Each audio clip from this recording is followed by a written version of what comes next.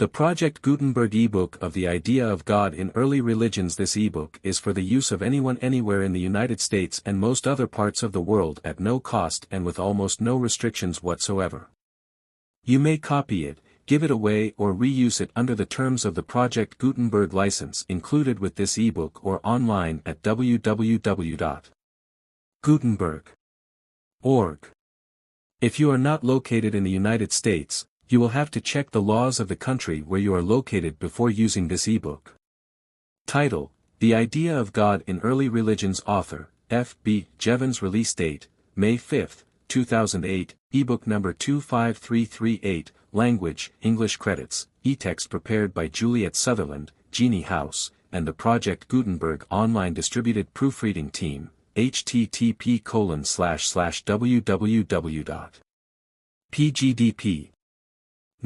Start of the Project Gutenberg ebook. The Idea of God in Early Religions. E-text prepared by Juliet Sutherland, Jeannie House, and the Project Gutenberg online distributed proofreading team, http://www.pgdp.net. The Idea of God in Early Religions by F. B. Jevons, Lit. D. Professor of Philosophy in the University of Durham, Cambridge, at the University Press. 1913 First edition, 1910 reprinted 1911, 1913 with the exception of the coat of arms at the foot. The design on the title page is a reproduction of one used by the earliest known Cambridge printer, John Sibirch. 1521 Preface to see in the varieties of religious experience. The late Professor William James has said, p. 465, the religious phenomenon, studied as an inner fact, and apart from ecclesiastical or theological complications, has shown itself to consist everywhere, and at all its stages, in the consciousness which individuals have of an intercourse between themselves and higher powers with which they feel themselves to be related. This intercourse is realized at the time as being both active and mutual. The book now before the reader deals with the religious phenomenon, studied as an inner fact, in the earlier stages of religion. By the idea of God may be meant either the consciousness which individuals have of higher powers, with which they feel themselves to be related, or the words in which they, or others, seek to express that consciousness. Those words may be an expression, that is to say an interpretation or a misinterpretation, of that consciousness. But the words are not the consciousness. The feeling, without which the consciousness does not exist, may be absent when the words are spoken or heard. It is however through the words that we have to approach the feeling and the consciousness of others, and to determine whether and how far the feeling and the consciousness so approached are similar in all individuals everywhere and at all stages. F. B. Jevons. Hatfield Hall, Durham. October, 1910. Contents page. Bibliography 9I, Introduction 1-2. The Idea of God in Mythology 33. The Idea of God in Worship 64. The Idea of God in Prayer 103 v. The Idea and Being of God 152 Index 167 BIBLGRAPHY to C. Allen, Grant. The Evolution of the Idea of God. London, 1897. Anthropology and the Classics. Oxford, 1908. Bastian, A. Volks und Menschenkind. Berlin, 1888. Bousset, W. What is Religion? English translation. London, 1907. Crawley, A. E. The Idea of the Soul. London, 1909. Fossey, C. La Magie Syrienne. Paris, 1902. Fraser, J. G. Early History of the Kingship. London, 1895. The Golden Bough. London, 1900. Psyche's Task. London, 1909. Gardner, P. Modernity and the Churches. London, 1909. Hobhouse, L. T. Morals in Evolution. London, 1906. Hofting, H. The Philosophy of Religion, English translation. London, 1906. Hollis, A. C. The Messiah. Oxford, 1905. The Nandi. Oxford, 1909. James, W. The Varieties of Religious Experience. London, 1902. Jastrow, M. June Study of Religion. London, 1901. Jevons, F. B. Introduction to the History of Religion. London, 1896. Religion in Evolution. London, 1906. Study of Comparative Religion. London, 1908. Lang, A. Magic and Religion. London, 1901. The Making of Religion. London, 1898. Mackenzie, W. D. The Final Faith. London, 1910. Merritt, R. R. The Threshold of Religion. London, 1909. Mitchell, H. B. Talks on Religion. London, 1908. Nassau, R. H. Fetishism in West Africa. London, 1904. Parker, K. L. The Ualai Tribe. London, 1905. Saussay, P. D. C. De la Religionsgeschichte. Freiburg I. B. 1889. Scharschmidt, C. Die Religion. Leipzig, 1907. Thompson, R. C. Semitic Magic. London, 1908. Tisdall W. St. C. Comparative Religion. London, 1909. Transactions of the Third International Congress of the History of Religions. Oxford, 1908. Tyler, E. B. Primitive Culture. London, 1873. Westermarck, E. Origin and Development of Moral Ideas. London, 1906. Wundt, W. Volker Psychology. Leipzig, 1904-6.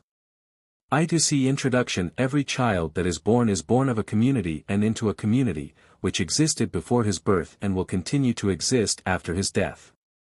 He learns to speak the language which the community spoke before he was born, and which the community will continue to speak after he has gone.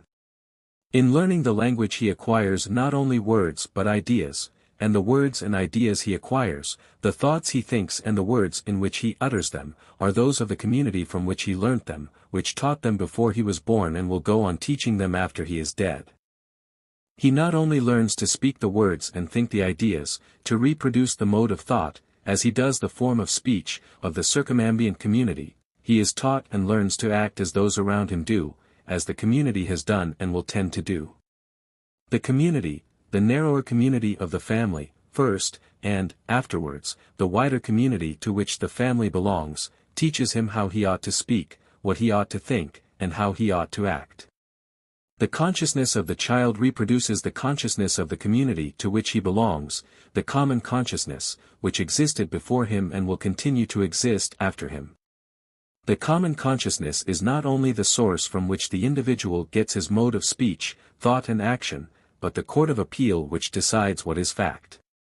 If a question is raised whether the result of a scientific experiment is what it is alleged by the original maker of the experiment to be, the appeal is to the common consciousness. Anyone who chooses to make the experiment in the way described will find the result to be of the kind alleged. If everyone else, on experiment, finds it to be so, it is established as a fact of common consciousness. If no one else finds it to be so, the alleged discovery is not a fact but an erroneous inference. Now, it is not merely with regard to external facts or facts apprehended through the senses, that the common consciousness is accepted as the court of appeal. The allegation may be that an emotion, of a specified kind, alarm or fear, wonder or awe, is, in specified circumstances, experienced as a fact of the common consciousness. Or a body of men may have a common purpose, or a common idea, as well as an emotion of, say, common alarm. If the purpose, idea, or emotion, be common to them and experienced by all of them, it is a fact of their common consciousness. In this case, as in the case of any alleged but disputed discovery in science, the common consciousness is the court of appeal which decides the facts, and determines whether what an individual thinks he has discovered in his consciousness is really a fact of the common consciousness. The idea of powers superior to man, the emotion of awe or reverence, which goes with the idea, and the purpose of communicating with the power in question are facts, not peculiar to this or that individual consciousness, but facts of the common consciousness of all mankind. The child up to a certain age has no consciousness of self. The absence of self-consciousness is one of the charms of children. The child imitates its elders, who speak of him and to him by his name. He speaks of himself in the third person and not in the first person singular, and designates himself by his proper name and not by means of the personal pronoun.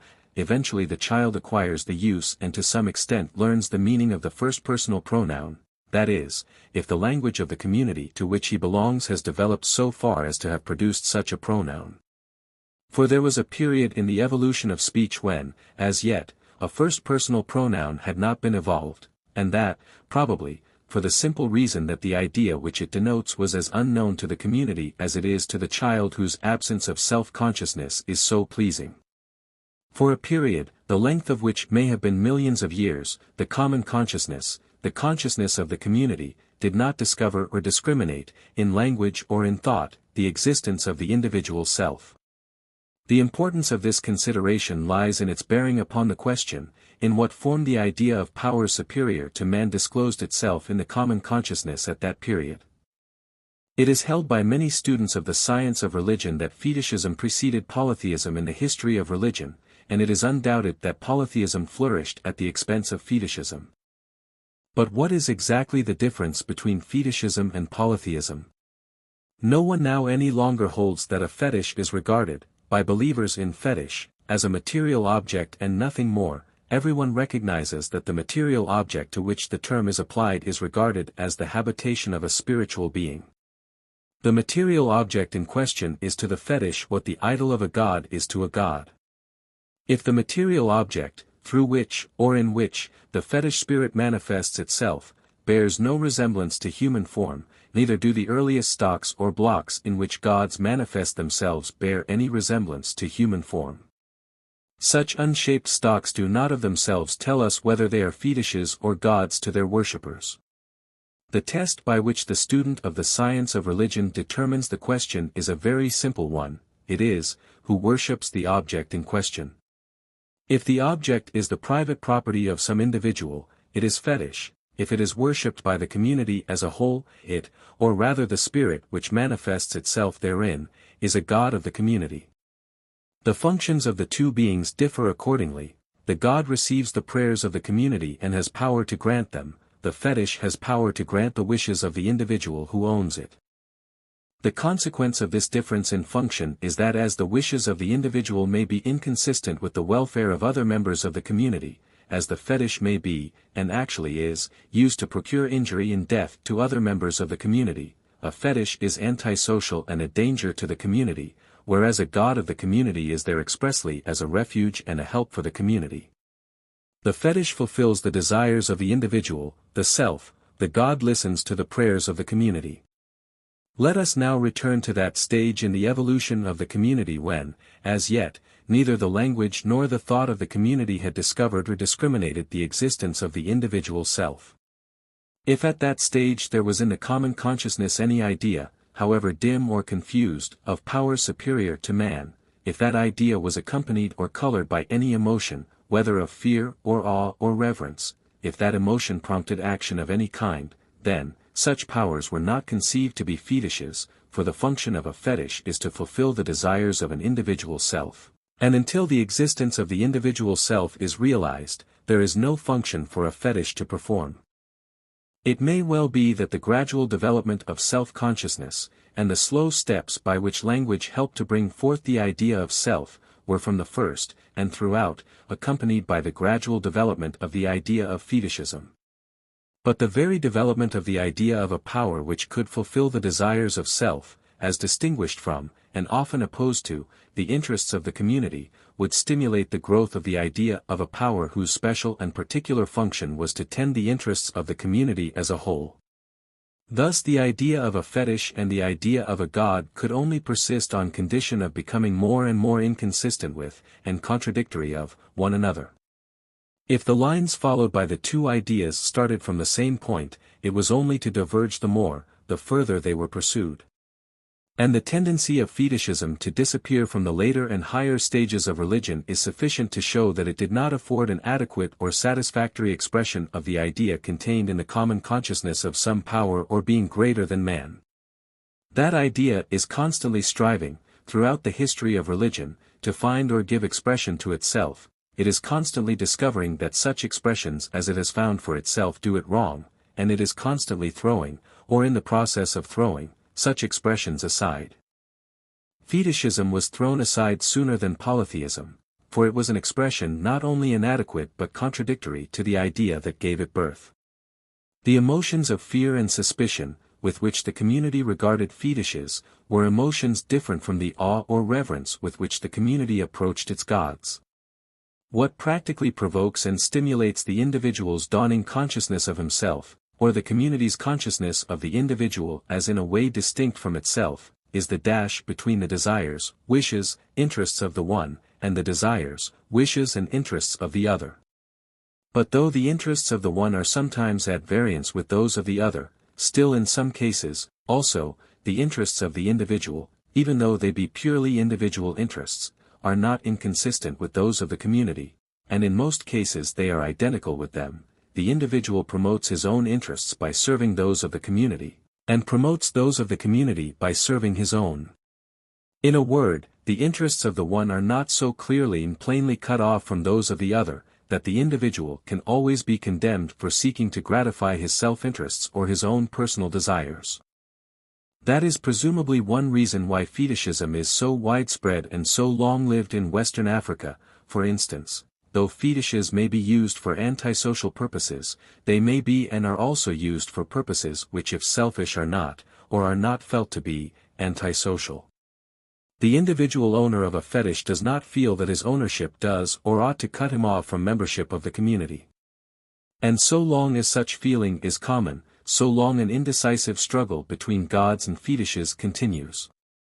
Now this same cause, the impossibility of condemning the individual for seeking to promote his own interests, will be found on examination to be operative elsewhere, viz. in magic. The relation of magic to religion is as much a matter of doubt and dispute as is that of fetishism to religion. And I propose to treat magic in much the same way as I have treated fetishism. The justification which I offer for so doing is to be found in the parallel or analogy that may be drawn between them. The distinction which comes to be drawn within the common consciousness between the self and the community manifests itself obviously in the fact that the interests and desires of the individual are felt to be different, and yet not to be different, from those of the community, and so they are felt to be, yet not to be, condemnable from the point of view of the common consciousness. Now, this is precisely the judgment which is passed upon magic, wherever it is cultivated. It is condemnable, it is viewed with suspicion, fear and condemnation, and yet it is also and at the same time viewed and practiced with general approval. It may be used on behalf of the community and for the good of the community, and with public approval, as it is when it is used to make the rain which the community needs. It may be viewed with toleration, as it is when it is believed to benefit an individual without entailing injury on the community. But it is visited with condemnation, and perhaps with punishment, when it is employed for purposes, such as murder, which the common consciousness condemns.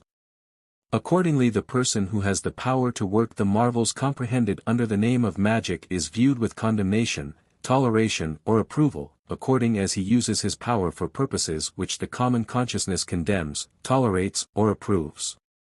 The power which such a person exerts is power personal to him, and yet it is in a way a power greater and other than himself, for he has it not always under his control or command. Whether he uses it for the benefit of the community or for the injury of some individual, he cannot count on its always coming off. And this fact is not without its influence and consequences. If he is endeavoring to use it for the injury of some person, he will explain his failure as due to some error he has committed in the modus operandi, or to the counter-operations of some rival. But if he is endeavoring to exercise it for the benefit of the community, failure makes others doubtful whether he has the power to act on behalf of the community, while, on the contrary, a successful issue makes it clear that he has the power, and places him, in the opinion both of the community and of himself, in an exceptional position. His power is indeed in a way personal to himself, but it is also greater and other than himself. His sense of it, and the community's sense of it, is reinforced and augmented by the approval of the common consciousness, and by the feeling that a power, in harmony with the common consciousness and the community's desires, is working in him and through him. This power, thus exercised, of working marvels for the common good is obviously more closely analogous to that of a prophet working miracles, than it is to that of the witch working injury or death.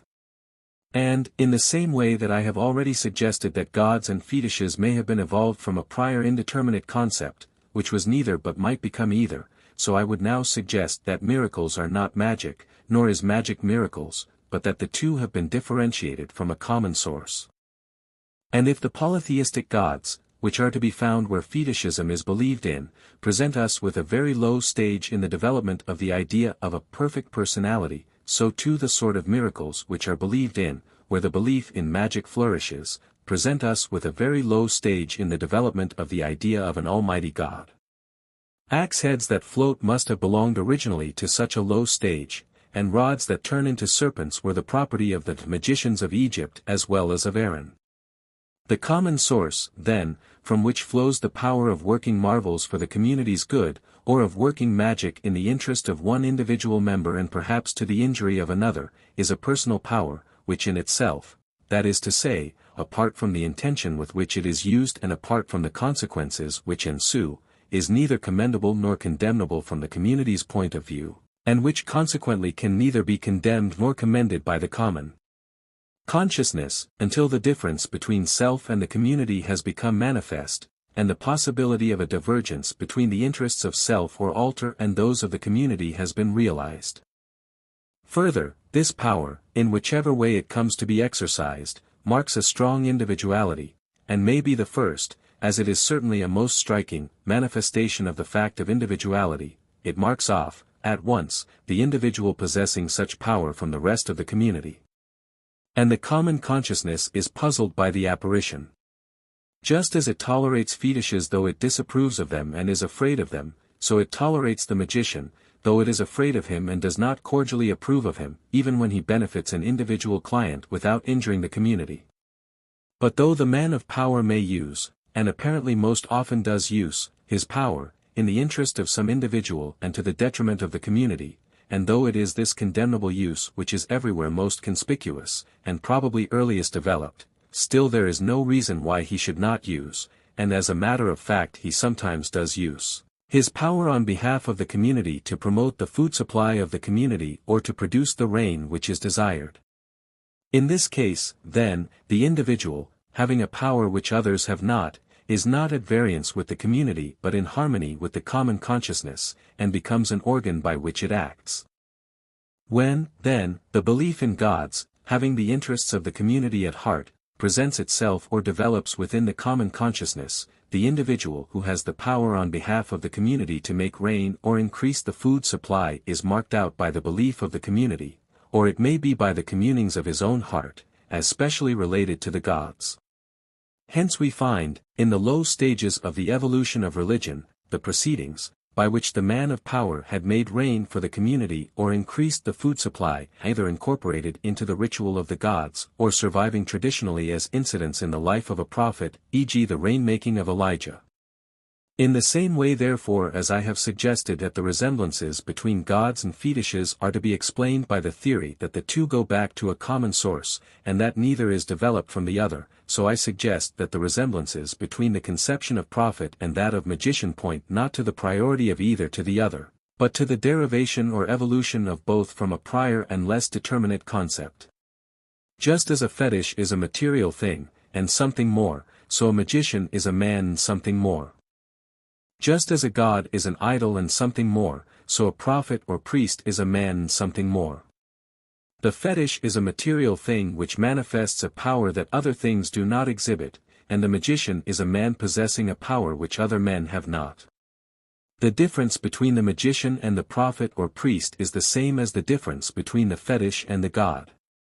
It is the difference between that which subserves the wishes of the individual, which may be, and often are, antisocial, and that which furthers the interests of the community. Of this difference each child who is born into the community learns from his elders. It is part of the common consciousness of the community. And it could not become a fact of the common consciousness until the existence of self became recognized in thought and expressed in language. With that recognition of difference, or possible difference, between the individual and the community, between the desires of the one and the welfare of the other, came the recognition of a difference between fetish and God, between magician and priest.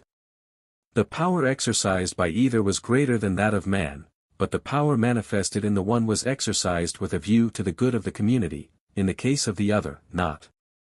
Thus, from the beginning, gods were not merely beings exercising power greater than that of man, but beings exercising their power for the good of man. It is as such that, from the beginning to the end, they have figured both in the common consciousness of the community, and in the consciousness of every member born into the community. They have figured in both, and, because they have figured both in the individual consciousness and the common consciousness, they have, from the beginning, been something present to both, something at once within the individual and without. But as the child recognizes objects long before he becomes aware of the existence of himself, so man, in his infancy, sought this power or being in the external world long before he looked for it within himself. It is because man looked for this being or power in the external world that he found, or thought he found, it there. He looked for it and found it, in the same way as to this day the African Negro finds a fetish. A Negro found a stone and took it for his fetish, as Professor Tyler relates, as follows: he was once going out on important business, but crossing the threshold he trod on this stone and hurt himself. Ha! Ha! Thought he, art thou there? So he took the stone, and it helped him through his undertaking for days.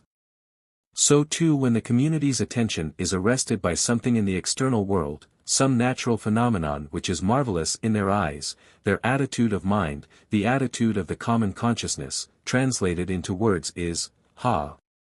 Ha! Art thou there? This attitude of mind is one of expectancy. Man finds a being, possessed of greater power than man's, because he is ready to find it and expecting it. So strong is this expectancy, so ready is man to find this being, superior to man, that he finds it wherever he goes, wherever he looks. There is probably no natural phenomenon whatever that has not somewhere, at some time, provoked the question or the reflection, art thou there? And it is because man has taken upon himself to answer the question, and to say, thou art there, in the great and strong wind which rends the mountains, or, in the earthquake, or, in the fire, that polytheism has arisen. Perhaps, however, we should rather use the word polydaemonism than polytheism. By a god is usually meant a being who has come to possess a proper name, and, probably, a spirit is worshipped for some considerable time, before the appellative, by which he is addressed, loses its original meaning, and comes to be the proper name by which he, and he alone, is addressed. Certainly, the stage in which spirits without proper names are worshipped seems to be more primitive than that in which the being worshipped is a god, having a proper name of his own. And the difference between the two stages of polydaemonism and polytheism is not merely limited to the fact that the beings worshipped have proper names in the later stage, and had none in the earlier. A development or a difference in language implies a development or difference in thought. If the being or spirit worshipped has come to be designated by a proper name, he has lost much of the vagueness that characterizes a nameless spirit, and he has come to be much more definite and much more personal. Indeed, a change much more sinister, from the religious point of view, is wrought, when the transition from polydaemonism to polytheism is accomplished. In the stage of human evolution known as animism, everything which acts, or is supposed to act, is supposed to be, like man himself, a person. But though, in the animistic stage, all powers are conceived by man as being persons, they are not all conceived as having human form. They may be animals, and have animal forms, or birds, and have bird form. They may be trees, clouds, streams, the wind, the earthquake or the fire. In some, or rather in all, of these, man has at some time found the being or the power, greater than man, of whom he has at all times been in quest, with the inquiry, addressed to each in turn, "Art thou there?" The form of the question, the use of the personal pronoun, shows that he is seeking for a person. And students of the science of religion are generally agreed that man, throughout the history of religion, has been seeking for a power or being superior to man and greater than he. It is therefore a personal power and a personal being that man has been in search of, throughout his religious history. He has pushed his search in many directions, often simultaneously in different directions, and he has abandoned one line of inquiry after another, because he has found that it did not lead him whither he would be. Thus, as we have seen, he pushed forward, at the same time, in the direction of fetishism and of polytheism, or rather of polydaemonism, but fetishism failed to bring him satisfaction, or rather failed to satisfy the common consciousness, the consciousness of the community, because it proved on trial to subserve the wishes, the antisocial wishes, of the individual, and not the interests of the community. The beings or powers that man looked to find and which he supposed he found, whether as fetishes in this or that object, or as demons in the sky, the fire or the wind, in beast or bird or tree, were taken to be personal beings and personal powers, bearing the same relation to that in which, or through which, they manifested themselves, as man bears to his body. They do not seem to have been conceived as being men, or the souls of men which manifested themselves in animals or trees. At the time when polydaemonism has, as yet, not become polytheism, the personal beings, worshipped in this or that external form, have not as yet been anthropomorphized. Indeed, the process which constitutes the change from polydaemonism to polytheism consists in the process, or rather is the process, by which the spirits, the personal beings, worshipped in tree, or sky, or cloud, or wind, or fire came gradually to be anthropomorphized, to be invested with human parts and passions and to be addressed like human beings with proper names. But when anthropomorphic polytheism is thus pushed to its extreme logical conclusions, its tendency is to collapse in the same way, and for the same reasons, as fetishism, before it, had collapsed. What man had been in search of, from the beginning, and was still in search of, was some personal being or power, higher than and superior to man. What anthropomorphic polytheism presented him with, in the upshot, was with beings, not superior, but, in some or many cases, undeniably inferior to man. As such they could not thenceforth be worshipped. In Europe their worship was overthrown by Christianity. But, on reflection, it seems clear not only that, as such, they could not thenceforth be worshipped, but that, as such, they never had been worshipped. In the consciousness of the community, the object of worship had always been, from the beginning, some personal being superior to man. The apostle of Christianity might justifiably speak to polytheists of the God, whom ye ignorantly worship. It is true, and it is important to notice, that the sacrifices and the rites and ceremonies, which together made up the service of worship, had been consciously and intentionally rendered to deities represented in human form, and, in this sense, anthropomorphic deities had been worshipped. But, if worship is something other than sacrifice and rite and ceremony, then the object of worship, the personal being, greater than man, presented to the common consciousness, is something other than the anthropomorphic being, inferior in much to man, of whom poets speak in mythology and whom artists represent in bodily shape. Just as fetishism developed and persisted, because it did contain, though it perverted, one element of religious truth, the accessibility of the power worship to the worshipper, so too anthropomorphism, notwithstanding the consequences to which, in mythology, it led, did contain, or rather, was based on, one element of truth, viz. That the divine is personal, as well as the human. Its error was to set up, as divine personalities, a number of reproductions or reflections of human personality.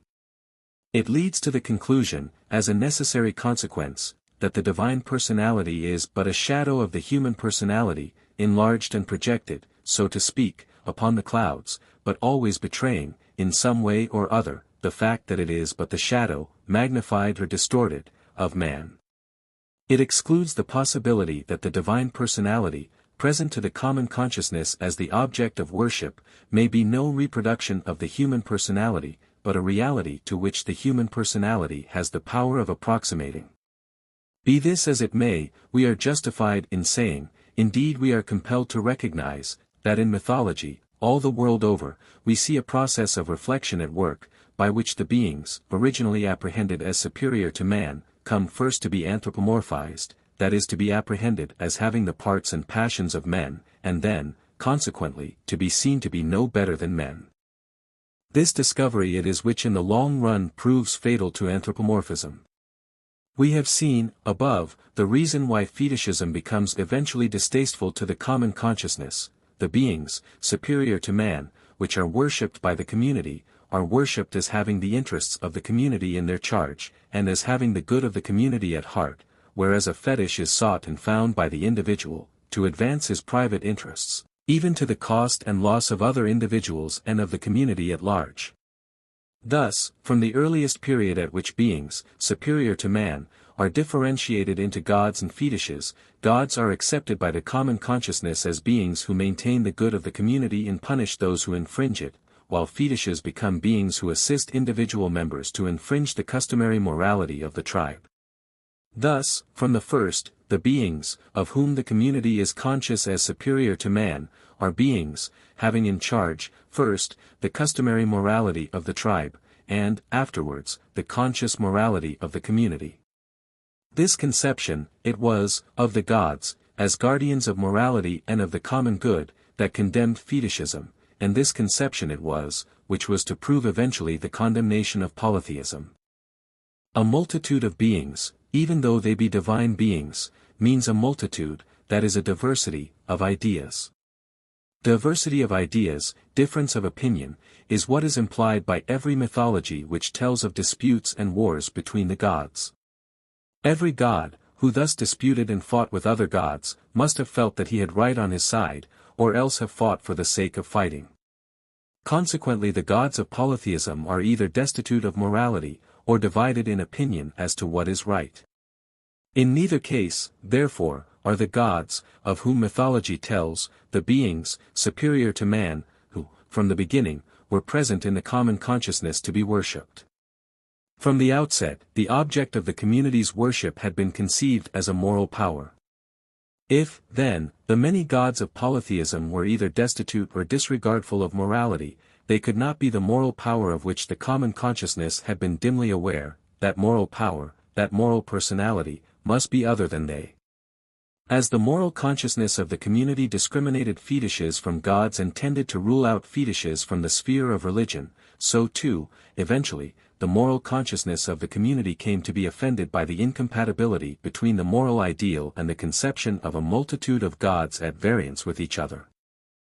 If the common consciousness was slow in coming to recognize the unity of the Godhead, and it was slower in some people than in others, the unity was logically implied, from the beginning, in the conception of a personal power, greater and higher than man, and having the good of the community at heart. The history of religion is, in effect, from one point of view, the story of the process by which this conception, however dim, blurred or vague, at first, tends to become clarified and self-consistent. That, however, is not the only point of view from which the history of religion can, or ought to be, regarded. So long as we look at it from that point of view, we shall be in danger of seeing nothing in the history of religion but an intellectual process, and nothing in religion itself but a mental conception. There is, however, another element in religion, as is generally recognized, and that an emotional element, as is usually admitted. What however is the nature of that emotion, is a question on which there has always been diversity of opinion.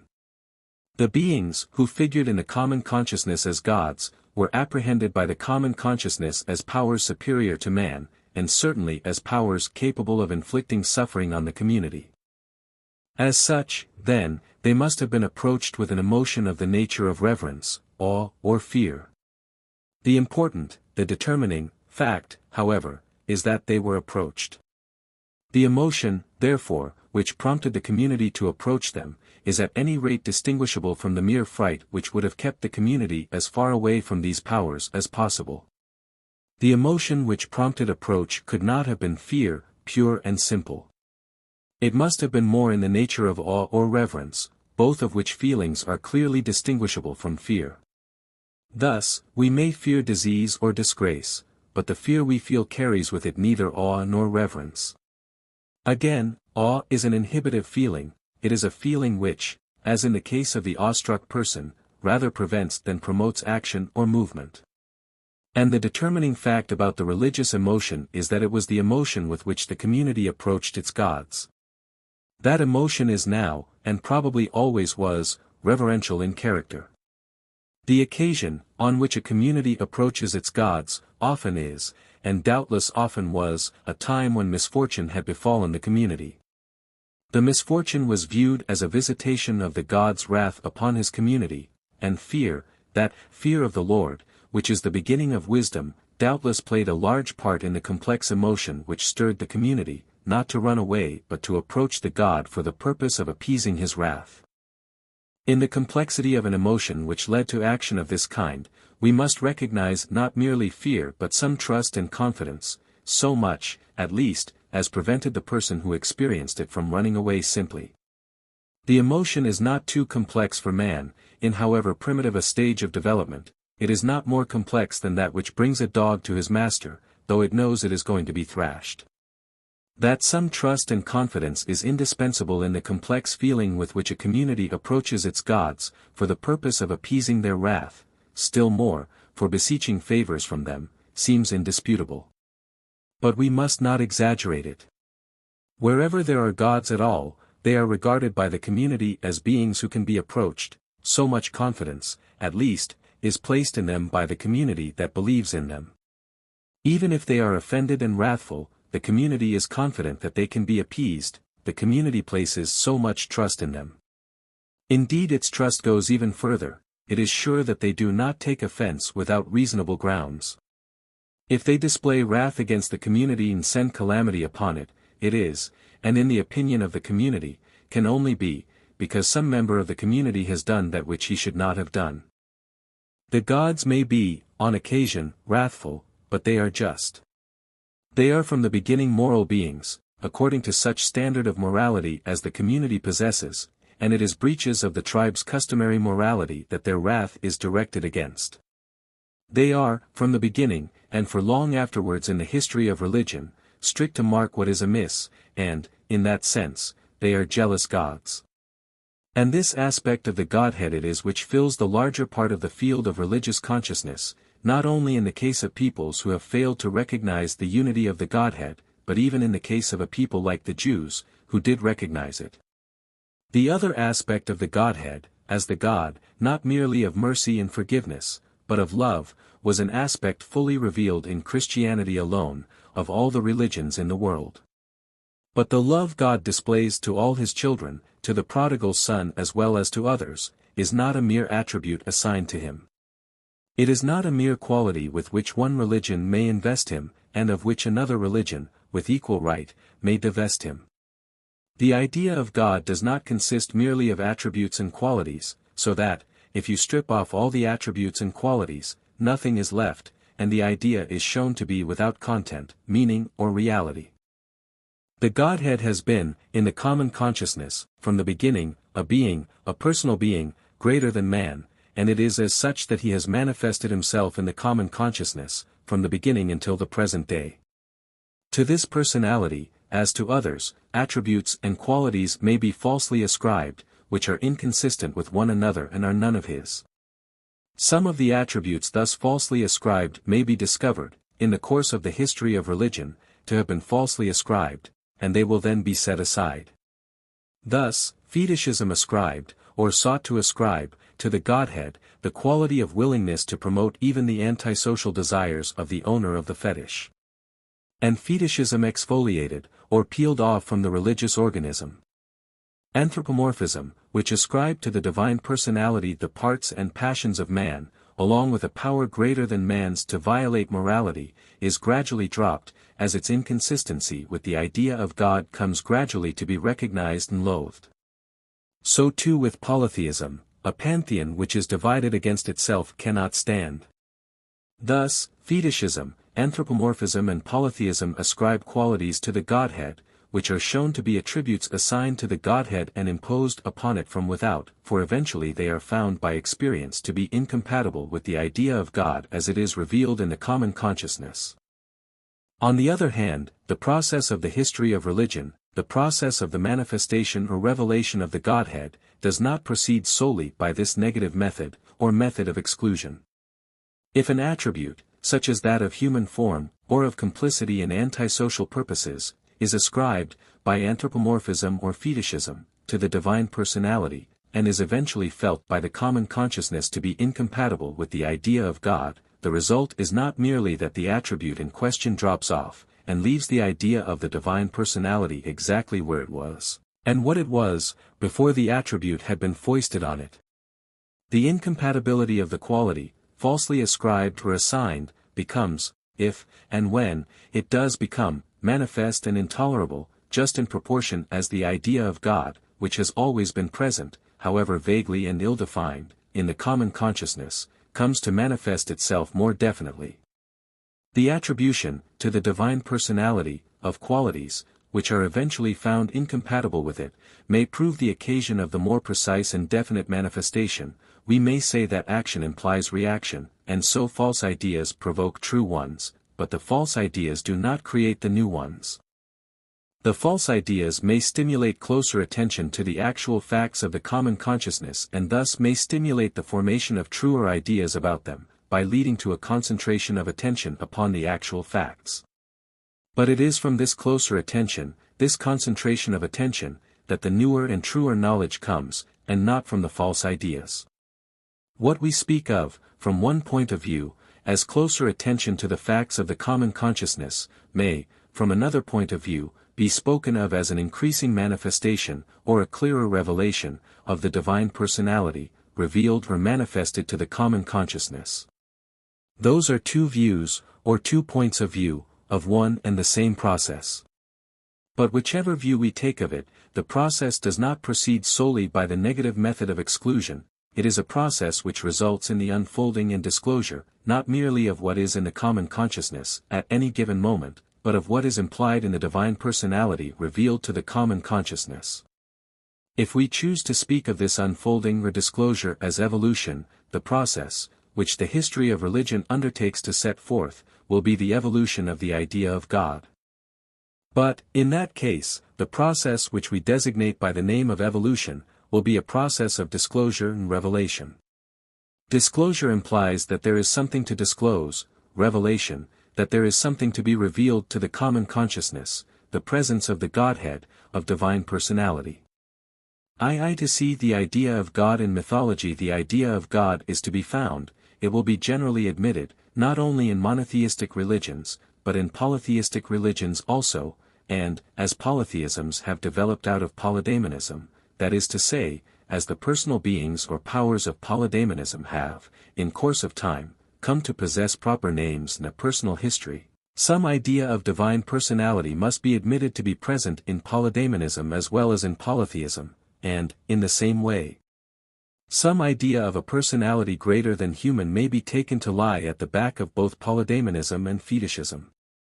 If we wish to understand what ideas are in a man's mind, we may infer them from the words that he speaks and from the way in which he acts.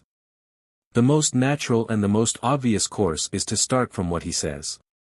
And that is the course which was followed by students of the history of religion, when they desired to ascertain what idea exactly man has had of his gods. They had recourse, for the information they wanted, to mythology. Later on, indeed, they proceeded to inquire into what man did, into the ritual which he observed in approaching his gods, and, in the next chapter, we will follow them in that inquiry. But in this chapter we have to ask what light mythology throws upon the idea man has had of his gods. Before doing so, however, we cannot but notice that mythology and polytheism go together. Fetishism does not produce any mythology. Doubtless, the owner of a fetish which acts knows and can tell of the wonderful things it has done. But those anecdotes do not get taken up into the common stock of knowledge, nor are they handed down by the common consciousness to all succeeding generations of the community. Mythology, like language, is the work, and is a possession, of the common consciousness. Polydaemonism, like fetishism, does not produce mythology, but, for a different reason. The beings worshipped in a period of polydaemonism are beings who have not yet come to possess personal names, and consequently cannot well have a personal history attached to them. The difficulty is not indeed an absolute impossibility. Tales can be told, and at a certain stage in the history of fiction, especially in the prehistoric stage, tales are told, in which the hero has no proper name, the period is once upon a time, and the hero is a man simpliciter. But myths are not told about a god simpliciter. In mythology the hero of the myth is not a god, in the sense of any god you like, but this particular, specified god. And the reason is clear. In fiction the artist creates the hero as well as the tale, and the primitive teller of tales did not find it always necessary to invent a name for the hero he created.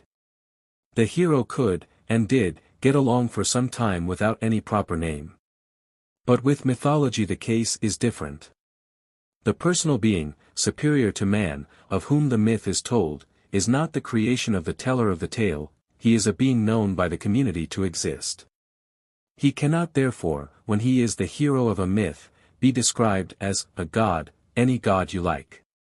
Nor is the myth a tale which could be told of any god whatever. If a myth is a tale, at any rate it is a tale which can be told of none other god but this.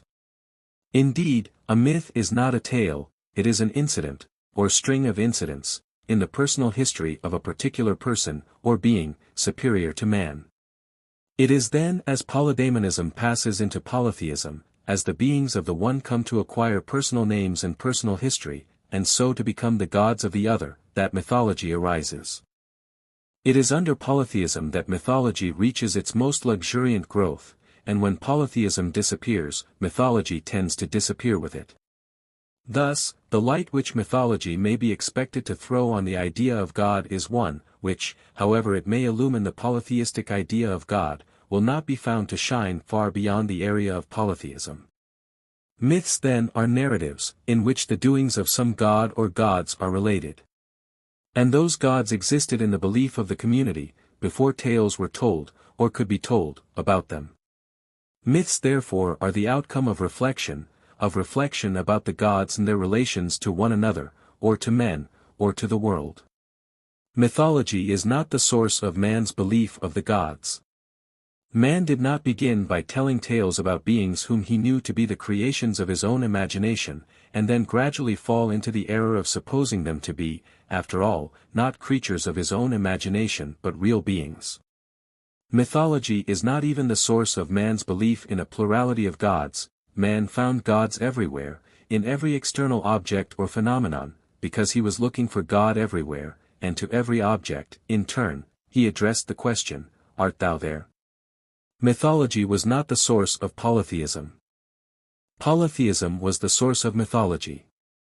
Myths preserve to us the reflections which men have made about their gods, and reflection, on any subject, cannot take place until the thing is there to be reflected upon.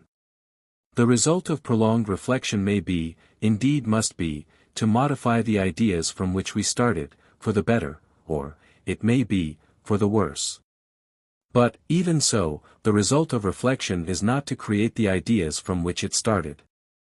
From this point of view, it becomes impossible to accept the theory, put forward by Max Muller, that mythology is due to disease of language. According to his theory, simple statements were made of such ordinary, natural processes as those of the rising, or the setting, of the sun. Then, by disease of language, the meaning of the words or epithets, by which the sun or the dawn were, at the beginning, designated or described, passed out of mind. The epithets then came to be regarded as proper names, and so the people, amongst which these simple statements were originally made, found itself eventually in possession of a number of tales told of persons possessing proper names and doing marvelous things. Thus, Max Muller's theory not only accounted for the origin of tales told about the gods, it also explained the origin of the gods, about whom the tales were told.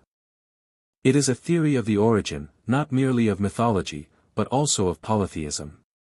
Thus, even on Max Muller's theory, mythology is the outcome of reflection upon the doings and behavior of the sun, the clouds, wind, fire etc. But, on his theory, the sun, moon etc., were not, at first, regarded as persons, at all. It was merely owing to disease of language that they came to be so regarded. Only if we make this original assumption, can we accept the conclusions deduced from it, and no student now accepts the assumption. It is one which is forbidden by the well-established facts of animism. Sun, moon, wind and fire, everything that acts, or is supposed to act, is regarded by early man as animated by personal power. If, therefore, the external objects, to which man turned with his question, "Art thou there?" were regarded by him, from the beginning, as animated by personal power, the theory that they were not so regarded falls to the ground, and, consequently, we cannot accept it as accounting for the origin of polytheism. Doubtless, during the time of its vogue, Max Muller's theory was accepted precisely because it did profess to account for the origin of polytheism, and because it denied polytheism any religious value or meaning whatever. On the theory, polytheism did not originate from any religious sentiment whatever, but from a disease of language. And this was a view which naturally commended itself to those who were ready to say and believe that polytheism is not religion at all. But the consequences of saying this are such as to make any science of religion, or indeed any history of religion, impossible. Where the idea of God is to be found, there some religion exists, and to say that, in polytheism, no idea of God can be found, is out of the question. If then polytheism is a stage in the history of religious belief, we have to consider it in relation to the other stages of religious belief, which preceded or followed it. We have to relate the idea of God, as it appeared in polytheism, with the idea as it appeared in other stages of belief. In order to do this, we must first discover what the polytheistic idea of God is, and for that purpose we must turn, at any rate at first, to the myths which embody the reflections of polytheists upon the attributes and actions of the Godhead, or of those beings, superior to man, whose existence was accepted by the common consciousness. It may be that the reflections upon the idea of God, which are embodied in mythology, have so tended to degrade the idea of God, that religious advance upon the lines of polytheism became impossible, just as the conception of God as a being who would promote the anti-social wishes of an individual, rendered religious advance upon the lines of fetishism impossible. In that case, religion would forsake the line of polytheism, as it had previously abandoned that of fetishism. A certain presumption that myths tend to the degradation of religion is created by the mere use of the term mythology. It has come to be a dyslogistic term, partly because all myths are lies, but still more because some of them are ignoble lies. It becomes necessary, therefore, to remind ourselves that, though we see them to be untrue, they were not regarded as untrue by those who believed in them, and that many of them were not ignoble. Aeschylus and Sophocles are witnesses, not to be disbelieved, on these points. In their writings we have the reflections of polytheists upon the actions and attributes of the gods. But the reflections made by Aeschylus and Sophocles, and their treatment of the myths, must be distinguished from the myths, which they found to hand, just as the very different treatment and reflection, which the myths received from Euripides, must be distinguished from them. In both cases, the treatment, which the myths met with from the tragedians, is to be distinguished from the myths, as they were current among the community before and after the plays were performed. The writings of the tragedians show what might be made of the myths by great poets. They do not show what the myths were in the common consciousness that made them. And the history of mythology after the time of the three great tragedians makes it clear enough that even so noble a writer as Aeschylus could not impart to mythology any direction other than that determined for it by the conditions under which it originated, developed and ran its course. Mythology is the work and the product of the common consciousness. The generation existing at any time receives it from preceding generations, civilized generations from barbarous, and barbarous generations from their savage predecessors. If it grows in the process of transmission, and so reflects to some extent the changes which take place in the common consciousness, it changes but little in character.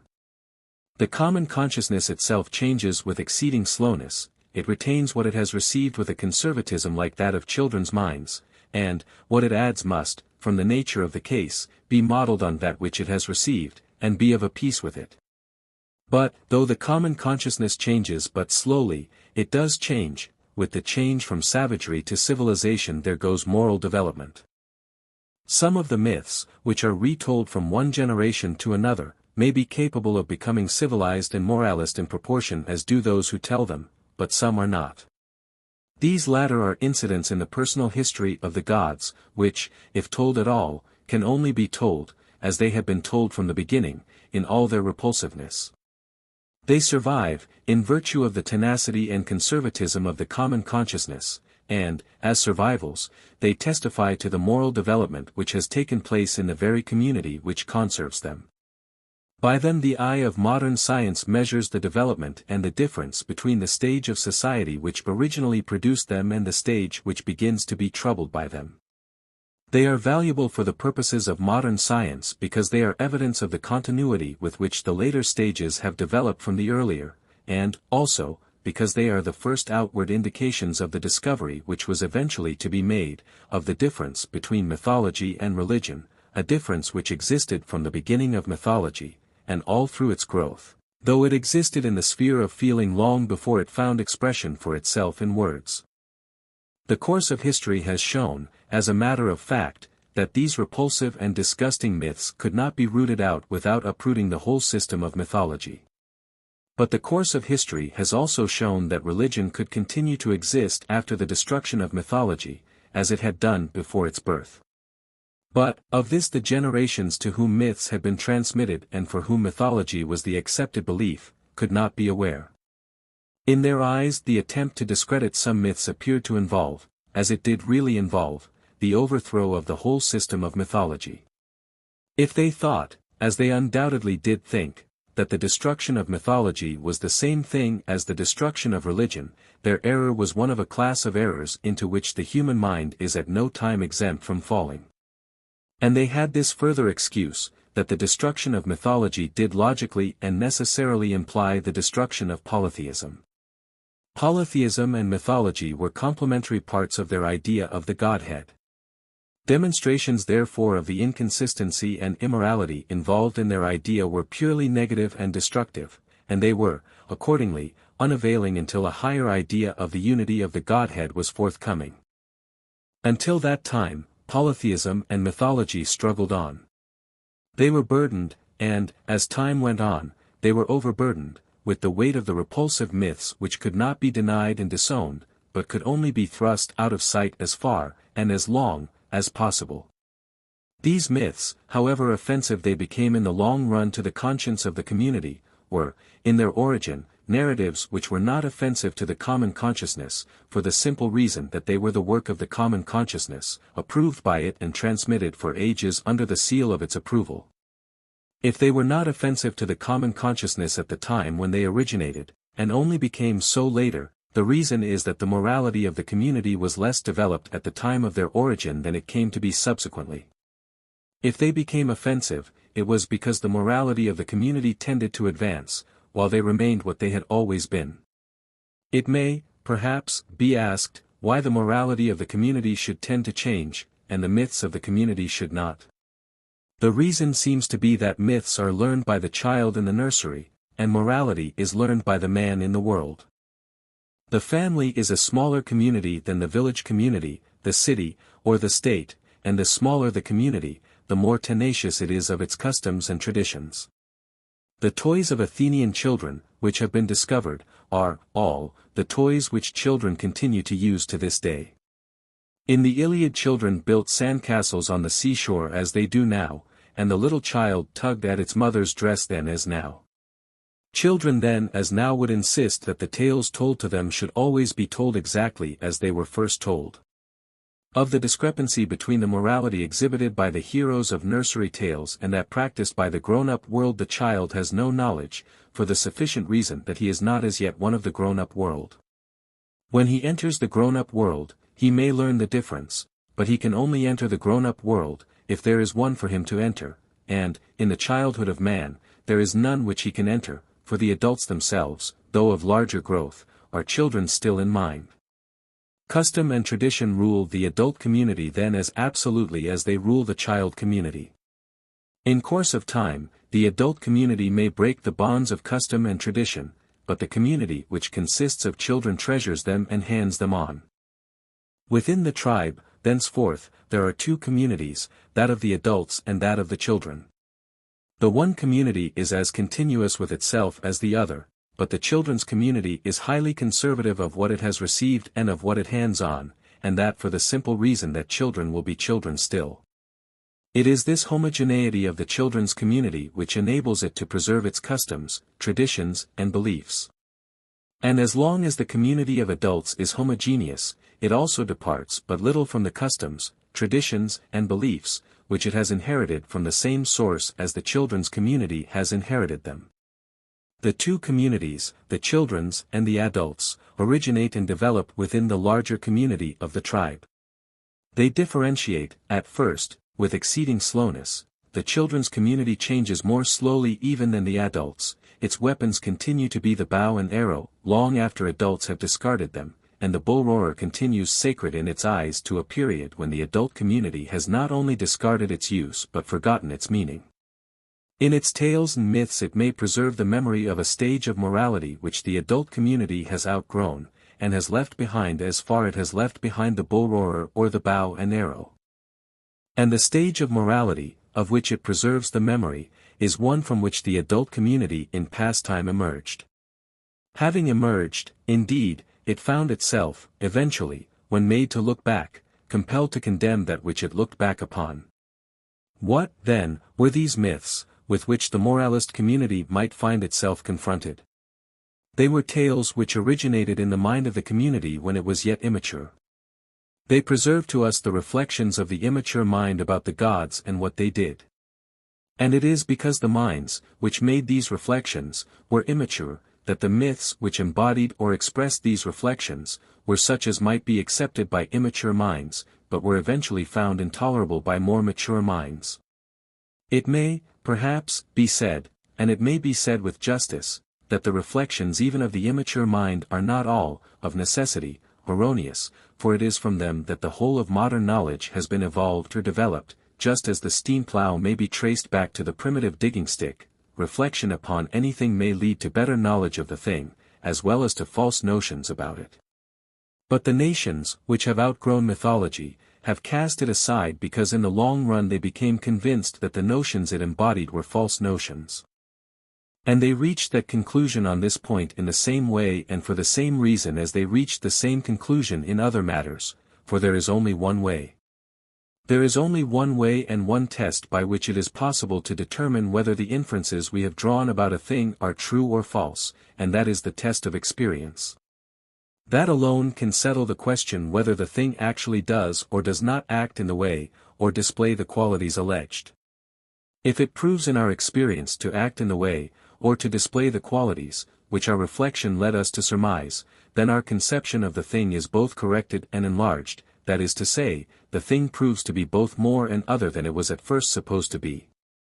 If experience shows that it is not what we surmised, does not act in the way or display the qualities our reflection led us to expect, then, as the conclusions we reached are wrong, our reflections were on a wrong line, and must have started from a false conception or an imperfect idea of the thing.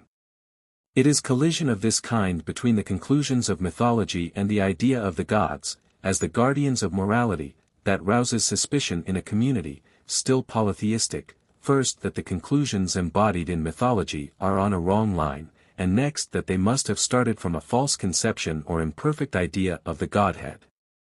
By its fruits is the error found to be error, by the immorality which it ascribes to the very gods whose function it is to guard morality.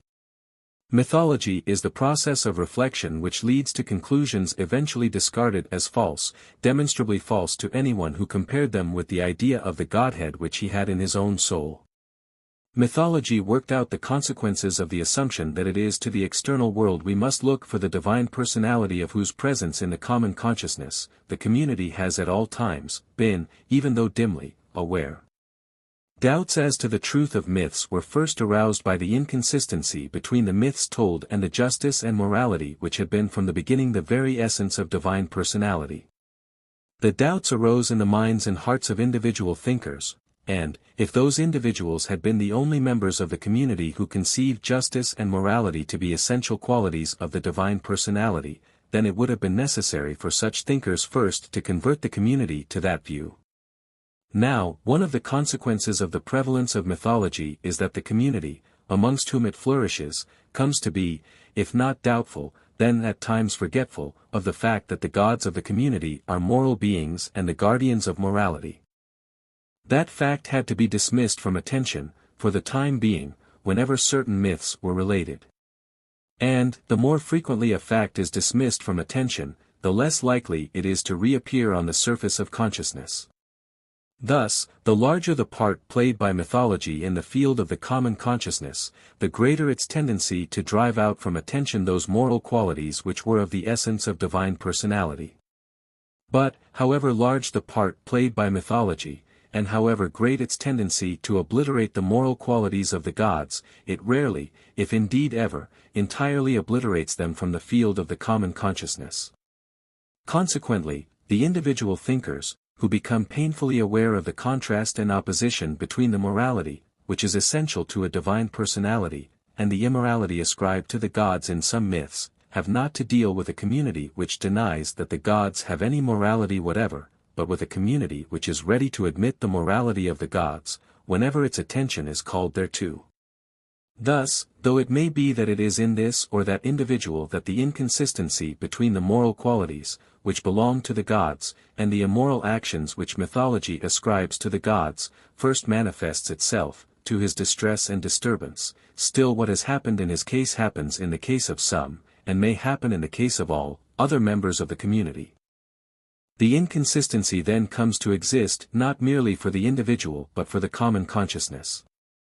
It was the immorality of mythology which first drew the attention of believers in polytheism to the inconsistency between the goodness, which was felt to be of the essence of the divine nature, and the vileness, which was imputed to them in some myths, but it is the irrationality and absurdity of mythology that seems, to the modern mind, to be its most uniform characteristic. So long as the only mythology that was studied was the mythology of Indo-European peoples, it was assumed, without question, that the myths could not really be, or originally have been, irrational and absurd. They must conceal, under their seeming absurdity and outwardly irrational appearance, some truth. They must have had, originally, some esoteric meaning. They must have conveyed, allegorically, indeed, some profound truths, known or revealed to sages of old, which it was the business of modern students to rediscover in mythology. And accordingly profound truths, scientific, cosmographic, astronomical, geographical, philosophic or religious, were discovered. There was no knowledge which the early ancestors of the human race were not supposed to have possessed, and their descendants to have forgotten. But, when it came to be discovered, and accepted, that the ancestors of the Indo-European peoples had once been savages, and that savages, all the world over, possessed myths, it became impossible to maintain that such savages possessed in their mythologies treasures of truth either scientific or religious. Myths have no esoteric meaning. Obviously we must take them to be what we find them to be amongst present-day savages, that is, absurd and irrational stories, with no secret meaning behind them. Yet it is difficult, indeed impossible, to accept this as the last word on the subject. The stories are rejected by us, because they are patently absurd and irrational. But the savage does not reject them, he accepts them. And he could not accept and believe them, if he, as well as we, found them irrational and absurd. In a word, it is the same with the irrationality as it is with the immorality of mythology. Myths are the work and the product of the common consciousness. As such, myths cannot be viewed as irrational by the common consciousness in which they originated, and by which they were accepted and transmitted, any more than they were regarded as immoral. Obviously, the common consciousness which produces mythology cannot pronounce the myths, when it produces them, and accepts them, absurd. On the contrary, they are rational, in its eyes, and according to its level of understanding, however absurd the growth of knowledge may eventually show them to be. Myths, then, in their origin, are told and heard, narrated and accepted, as rational and intelligible. As narrated, they are narratives. Can we say that they are anything more? Or are they tales told simply for the pleasure of telling? Tales of this latter kind, pure fiction, are to be found wherever man is. But, we have already seen some points in which myths differ from tales of this kind. In fiction the artist creates his hero, but in myths the being superior to man, of whom the story is told is not the creation of the teller of the tale, he is a being known to the community to exist. Another point of difference is that a myth belongs to the god of whom it is told and cannot properly be told of any other god.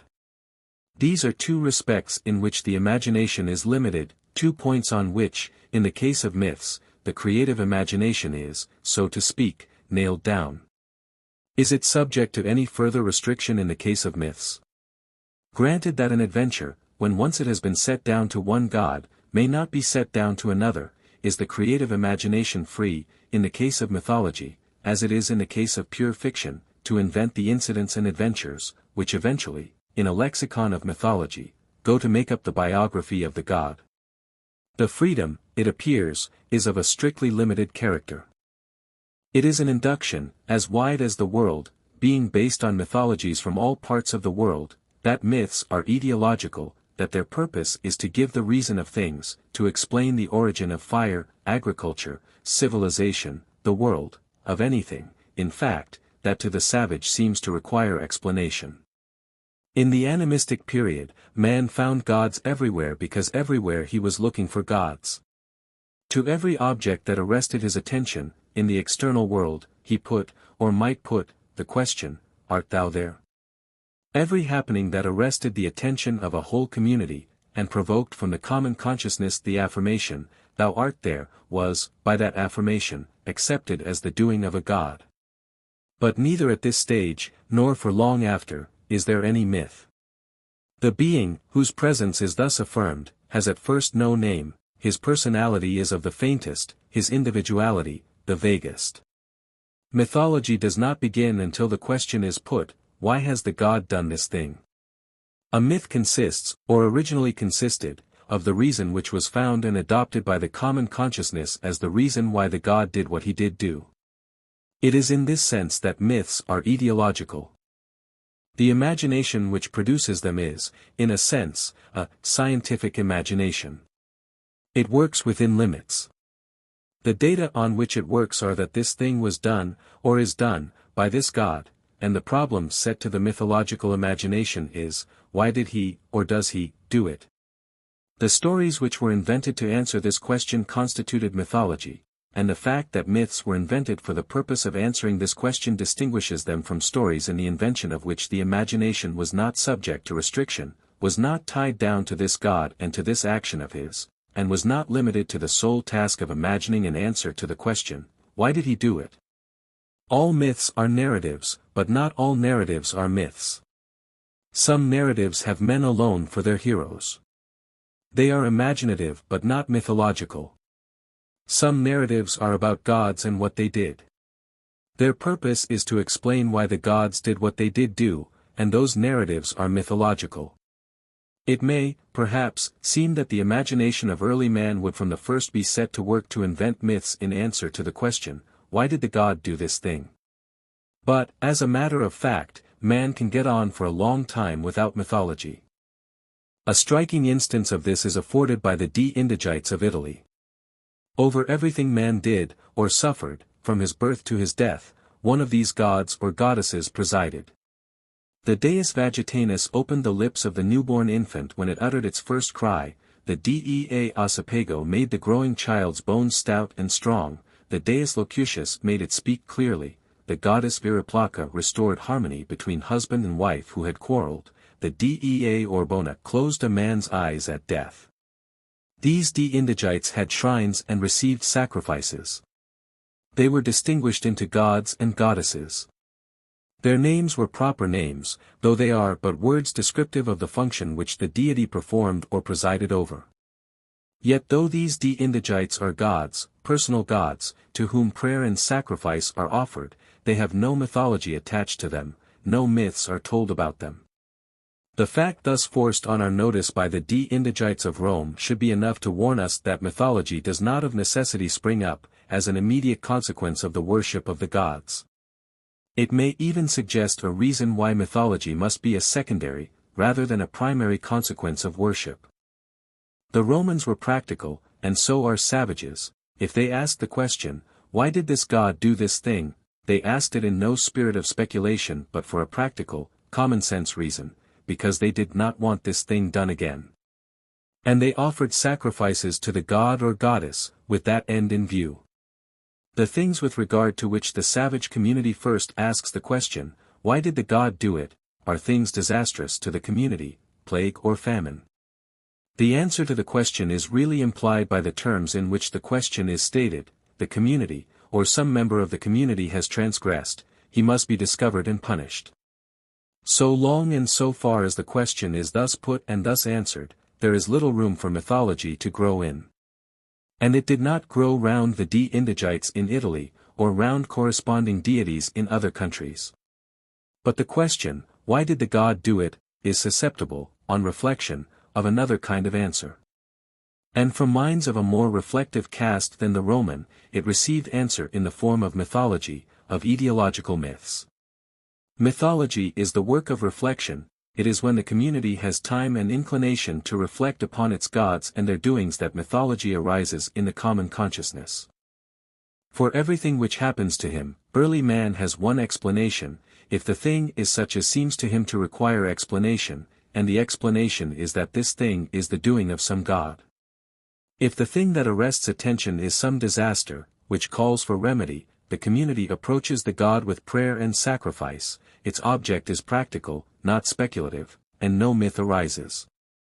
But if the thing that arrests attention is not one which calls for action, on the part of the community, but one which stimulates curiosity and provokes reflection, then the reflective answer to the question, why has this thing been done by whatever god that did it, is a myth. Thus the mood, or state of mind, in which mythology originates is clearly different from that in which the community approaches its offended gods for the purpose of appeasing them. The purpose in the latter case is atonement and reconciliation. The state of mind in the former case is one of inquiry. The emotion, of mingled fear and hope, which constitutes the one state of mind, is clearly different from the spirit of inquiry which characterizes and constitutes the other state of mind.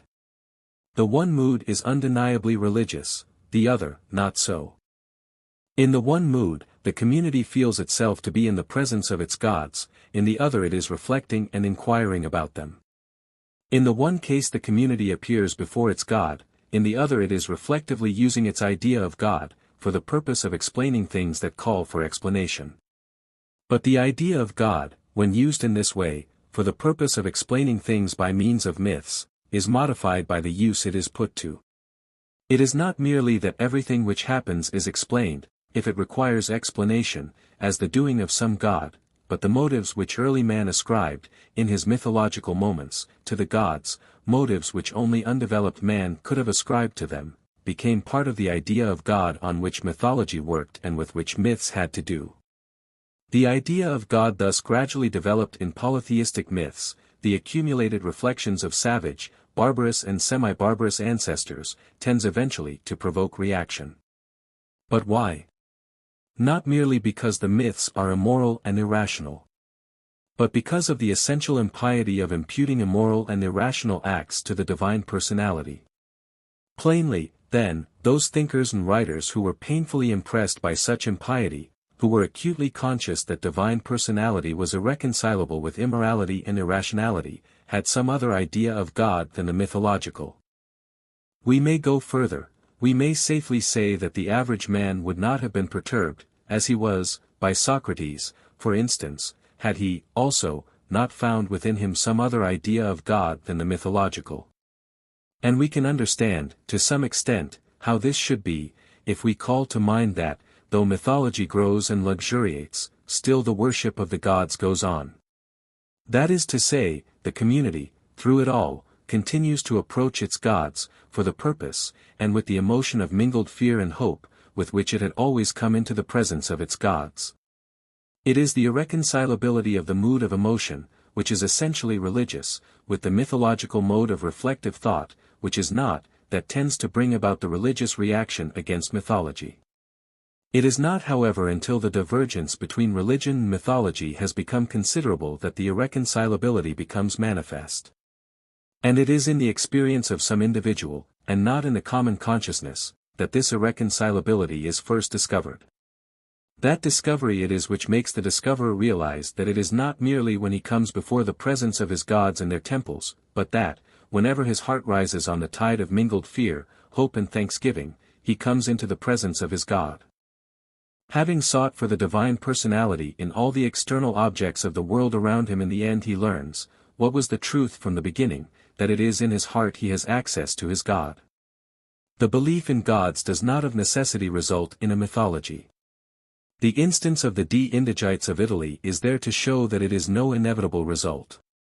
But mythology, wherever it is found, is of itself sufficient proof that gods are, or have been, believed in. It is the outcome of reflection and inquiry about the gods, whom the community approaches, with mingled feelings of hope and fear, and worships with sacrifice and prayer. Now, a mythology, or perhaps we should rather say fragments of a mythology, may continue to exist as survivals, long after belief in the gods, of whom the myths were originally told, has changed, or even passed away entirely.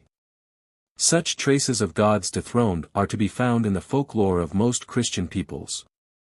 Indeed, not only are traces of bygone mythology to be found in Christendom, but rites and customs, which once formed part of the worship of now forgotten gods, or it may be that only the names of the gods survive unrecognized, as in the names of the days of the week. The existence of such survivals in Europe is known, their history has been traced, their origin is undoubted.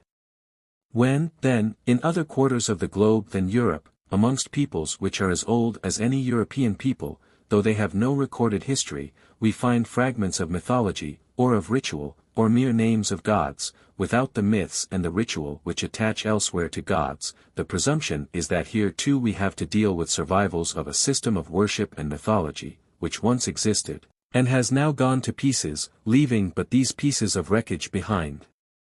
Thus, amongst the Australian blackfellows we find myths about gods who now receive no worship.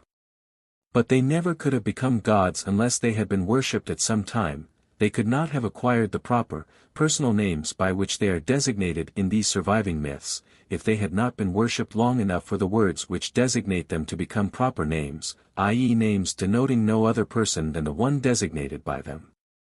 Amongst other backward peoples of the earth we find the names of gods surviving, not only with no worship but no myths attached to them, and the inference plainly is that, as they are still remembered to be gods, they once were objects of worship certainly, and probably once were subjects of mythology.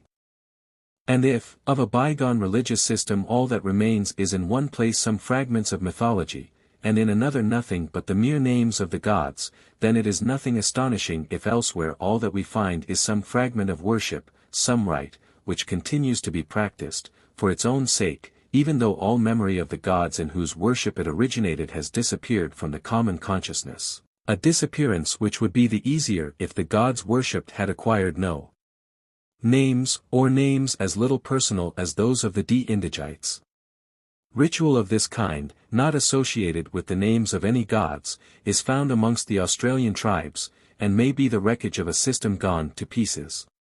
Here, too, there is opportunity again, for the same error as that into which students of mythology once fell before, when they found, or thought they found, in mythology, profound truths, known or revealed to sages of old. The survivals mentioned in the last paragraph may be interpreted as survivals of a prior monotheism or a primitive revelation.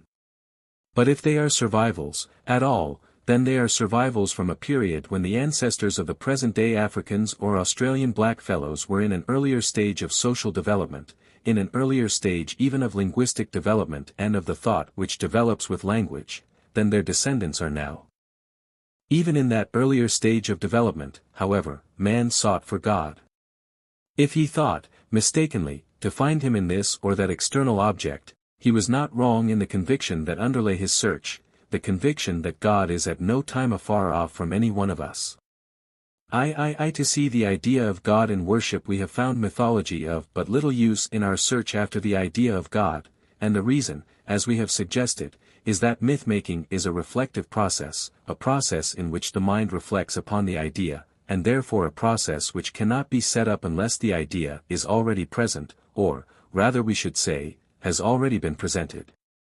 When it has been presented, it can become food for reflection, but not until then. If then we wish to discover where and when it is thus immediately presented, let us look for it in worship. If it is given primarily in the moment of worship, it may be reproduced in a secondary stage as a matter for reflection.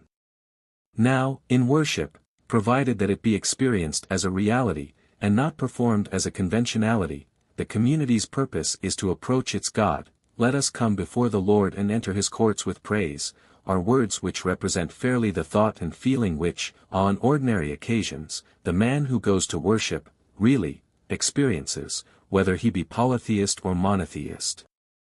I have spoken of the moment of worship, but worship is, of course, a habit. If it is not a habit, it ceases to be at all, in any effective sense. And it is a habit of the community, of the common consciousness, which is continuous through the ages, even though it slowly changes, and which, as continuous, is conservative and tenacious. Even when it has become monotheistic, it may continue to speak of the one God as a great God above all other gods, in terms which are survivals of an earlier stage of belief. Such expressions are like the clouds which, though they are lifting, still linger round the mountain top. They are part of the vapor which had previously obscured from view the reality which was there, and cannot be shaken at any time.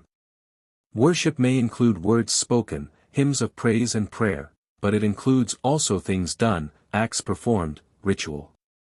It is these acts that are the facts from which we have now to start, in order to infer what we can from them as to the idea of God which prompted them. There is an infinite diversity in these facts of ritual, just as the gods of polytheism are infinite in number and kind. But if there is diversity, there is also unity. Greatly as the gods of polytheism differ from one another, they are at least beings worshipped, and worshipped by the community. Greatly as rituals vary in their detail, they are all ritual, all are worship, and, all, the worship rendered by the community to its gods.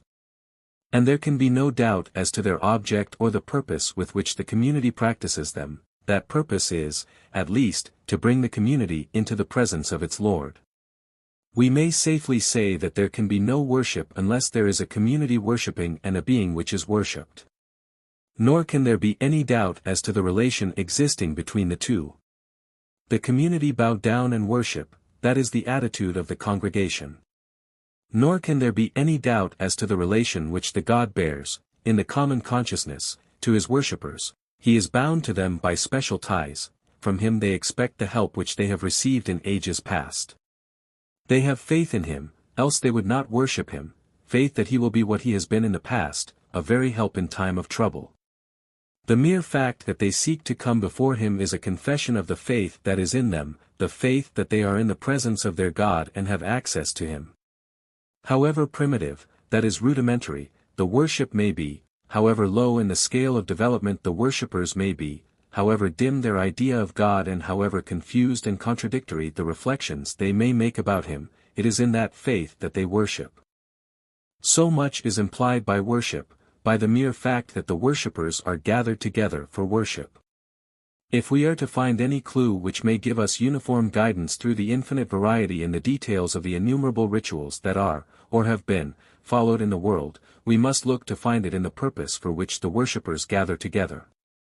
But, if we wish to be guided by objective facts rather than by hasty, a priori assumptions, we must begin by consulting the facts. We must inquire whether the details of the different rituals present nothing but diversity, or whether there is any respect in which they show likeness or uniformity. There is one point in which they resemble one another, and, what is more, that point is the leading feature in all of them. They all center round sacrifice. It is with sacrifice, or by means of sacrifice, that their gods are approached by all men, beginning even with the jungle dwellers of Chota Nagpur, who sacrifice fowls and offer victims, for the purpose of conciliating the powers that send jungle fever and murrain. The sacrificial rite is the occasion on which, and a means by which, the worshipper is brought into that closer relation with his God, which he would not seek, if he did not, for whatever reason, desire it. As bearing on the idea of God, the spiritual import, and the practical importance, of the sacrificial rite is that he who partakes in it can only partake of it so far as he recognizes that God is no private idea of his own, existing only in his notion, but is objectively real. The jungle dweller of Chota Nagpur may have no name for the being to whom, at the appointed season and in the appointed place, he sacrifices fowls, but, as we have seen, the gods only come to have proper, personal names in slow course of time. He may be incapable of giving any account, comprehensible to the civilized inquirer, of the idea which he has of the being to whom he offers sacrifice. More accomplished theologians than he have failed to define God. But of the reality of the being whom he seeks to approach he has no doubt. It is not the case that the reality of that being, by whomsoever worshipped, is an assumption which must be made, or a hypothesis that must be postulated, for the sake of providing a logical justification of worship. The simple fact is that the religious consciousness is the consciousness of God as real, just as the common consciousness is the consciousness of things as real. To represent the reality of either as something that is not experienced but inferred is to say that we have no experience of reality, and therefore have no real grounds for inference. We find it preferable to hold that we have immediate consciousness of the real, to some extent, and that by inference we may be brought, to a larger extent, into immediate consciousness of the real. Of the reality of him, whom even the jungle dweller of Chota Nagpur seeks to approach, it is only possible to doubt on grounds which seek to deny the ultimate validity of the common consciousness on any point. With the inferences which men have drawn about that reality, and the ideas those inferences have led to, the case is different. What exactly those ideas are, or have been, we have, more or less, to guess at, from such facts as the science of religion furnishes. One such set of facts is comprised under the term, worship, and of that set the leading fact everywhere is the rite of sacrifice. By means of it we may reasonably expect to penetrate to some of the ideas which the worshippers had of the gods whom they worshipped. Unfortunately, however, there is considerable difference of opinion, between students of the science of religion, as to the idea which underlies sacrifice. One fact from which we may start is that it is with sacrifice that the community draws near to the God it wishes to approach. The outward, physical fact, the visible set of actions, is that the body of worshippers proceed, with their oblation, to the place in which the God manifests himself and is to be found. The inference which follows is that, corresponding to this series of outward actions, there is an internal conviction in the hearts and minds of the worshippers. They would not go to the place, unless they felt that, in so doing, they were drawing near to their God. In thus drawing near, both physically and spiritually, they take with them something material. And this they would not do, unless taking the material thing expressed, in some way, their mental attitude, or rather their religious attitude. The attitude thus expressed must be part of, or implied by, the desire to approach the God both physically and spiritually. The fact that they carry with them some material thing, expresses in gesture language, such as is used by explorers towards natives whose speech is unknown to them, the desire that actuates them. And thus much may be safely inferred, viz. that the desire is, at any rate, to prepossess favorably the person approached. Thus man approaches, bearing with him something intended to please the God that he draws near. But though that is part of his intention, it is not the whole. His desire is that the God shall be pleased not merely with the offering but with him. What he brings, his oblation, is but a means to that end. Why he wishes the God to be pleased with him, we shall have to inquire hereafter. Thus far, however, we see that that is the wish and is the purpose intimated by the fact that he brings something material with him. It seems clear also that the something material, with which the community draws near to its God, need only be something which is conceived to be pleasing to the God. All that is necessary is that it should express, or symbolize, the feeling with which the community draws near. So long as it does this, its function is discharged. What it is of importance to notice, and what is apt to be forgotten, is the feeling which underlies the outward act, and without which the action, the rite, would not be performed. The feeling is the desire of the worshipper to commend himself. If we take this point of view, then the distinction, which is sometimes drawn between offerings and sacrifice, need not mislead us. The distinction is that the term sacrifice is to be used only of that which is consumed, or destroyed, in the service, while the term offering is to be used only of what is not destroyed. And the reason for drawing, or seeking to draw, the distinction, seems to be that the destruction, or consumption, of the material thing, in the service, is required to prove that the offering is accepted. But, though this proof may have come, in some cases, to be expected, as showing that the community was right in believing that the offering would be acceptable, the fact remains that the worshippers would not start out with the offering in their hands, unless they thought, to begin with, that it was acceptable. They would not draw near to the God, with an offering about the acceptability of which they were in doubt. Anything therefore which they conceived to be acceptable would suffice to indicate their desire to please, and would serve to commend them. And the desire to do that which is pleasing to their God is there from the beginning, as the condition on which alone they can enter his presence. Neglect of this fact may lead us to limit unduly the potentialities contained in the rite of sacrifice, from the beginning. The rite did, undoubtedly, in the long course of time, come in some communities to be regarded and practiced in a spirit little better than commercial. Sacrifices came to be regarded as gifts or presents, made to the God, on the understanding that duty. Commerce itself, when analyzed, is nothing but the application of the principle of giving to get. All that is necessary, in order to reduce religion to commercial principles, is that the payment of vows made should be contingent on the delivery of the goods stipulated for, that the thing offered should be regarded as payment, that the God's favor should be considered capable of being bought. It is however in communities which have some aptitude for commerce and have developed it, that religion is thus interpreted and practiced.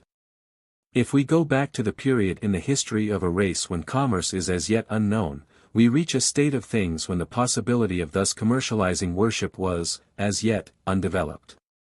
At that early period, as in all periods, of the history of religion, the desire of the worshippers was to be pleasing, and to do that which was pleasing, to him whom they worshipped, and the offerings they took with them when they approached his presence were intended to be the outward and visible sign of their desire. But in some, or even in many, cases, they came eventually to rely on the sign or symbol rather than on the desire which it signified, and that is a danger which constantly dogs all ritual. Attention is concentrated rather on the rite than on the spiritual process, which underlies it, and of which the rite is but the expression, and then it becomes possible to give a false interpretation to the meaning of the rite. In the case of the offerings, which are made in the earliest stages of the history of religion, the false interpretation, which comes in some cases to be put upon them by those who make the offerings, has been adopted by some students of the history of religion, as the true explanation, the real meaning and the original purpose of offerings and sacrifice.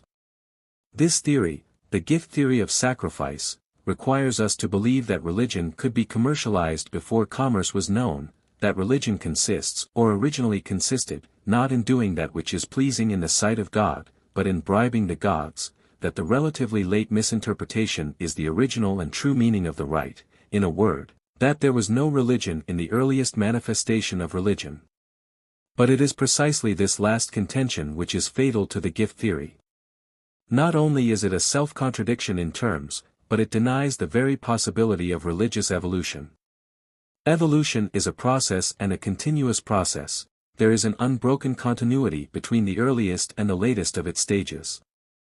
If there was no religion whatever in the earliest stages, neither can there be any in the latest. And that is why those who hold religion to be an absurdity are apt to adopt the gift theory. The gift theory implies a degrading absurdity from the beginning to the end of the evolutionary process, an unbroken continuity of absurdity. On the other hand, we may hold by the plain truth that there must have been religion in the earliest manifestations of religion, and that bribing a god is not, in our sense of the word, religious. In that case, we shall also hold that the offerings which have always been part of the earliest religious ritual were intended as the outward and visible sign or symbol of the community's desire to do that which was pleasing to their God, and that it is only in the course of time, and as the consequence of misinterpretation, that the offerings come to be regarded as gifts made for the purpose of bribing the gods or of purchasing what they have to bestow. Thus, just as, in the evolution of religion, fetishism was differentiated from polytheism, and was cast aside, where it was cast aside, as incompatible with the demands of the religious sentiment, so too the making of gifts to the gods, for the purpose of purchasing their favor, came to be differentiated from the service which God requires.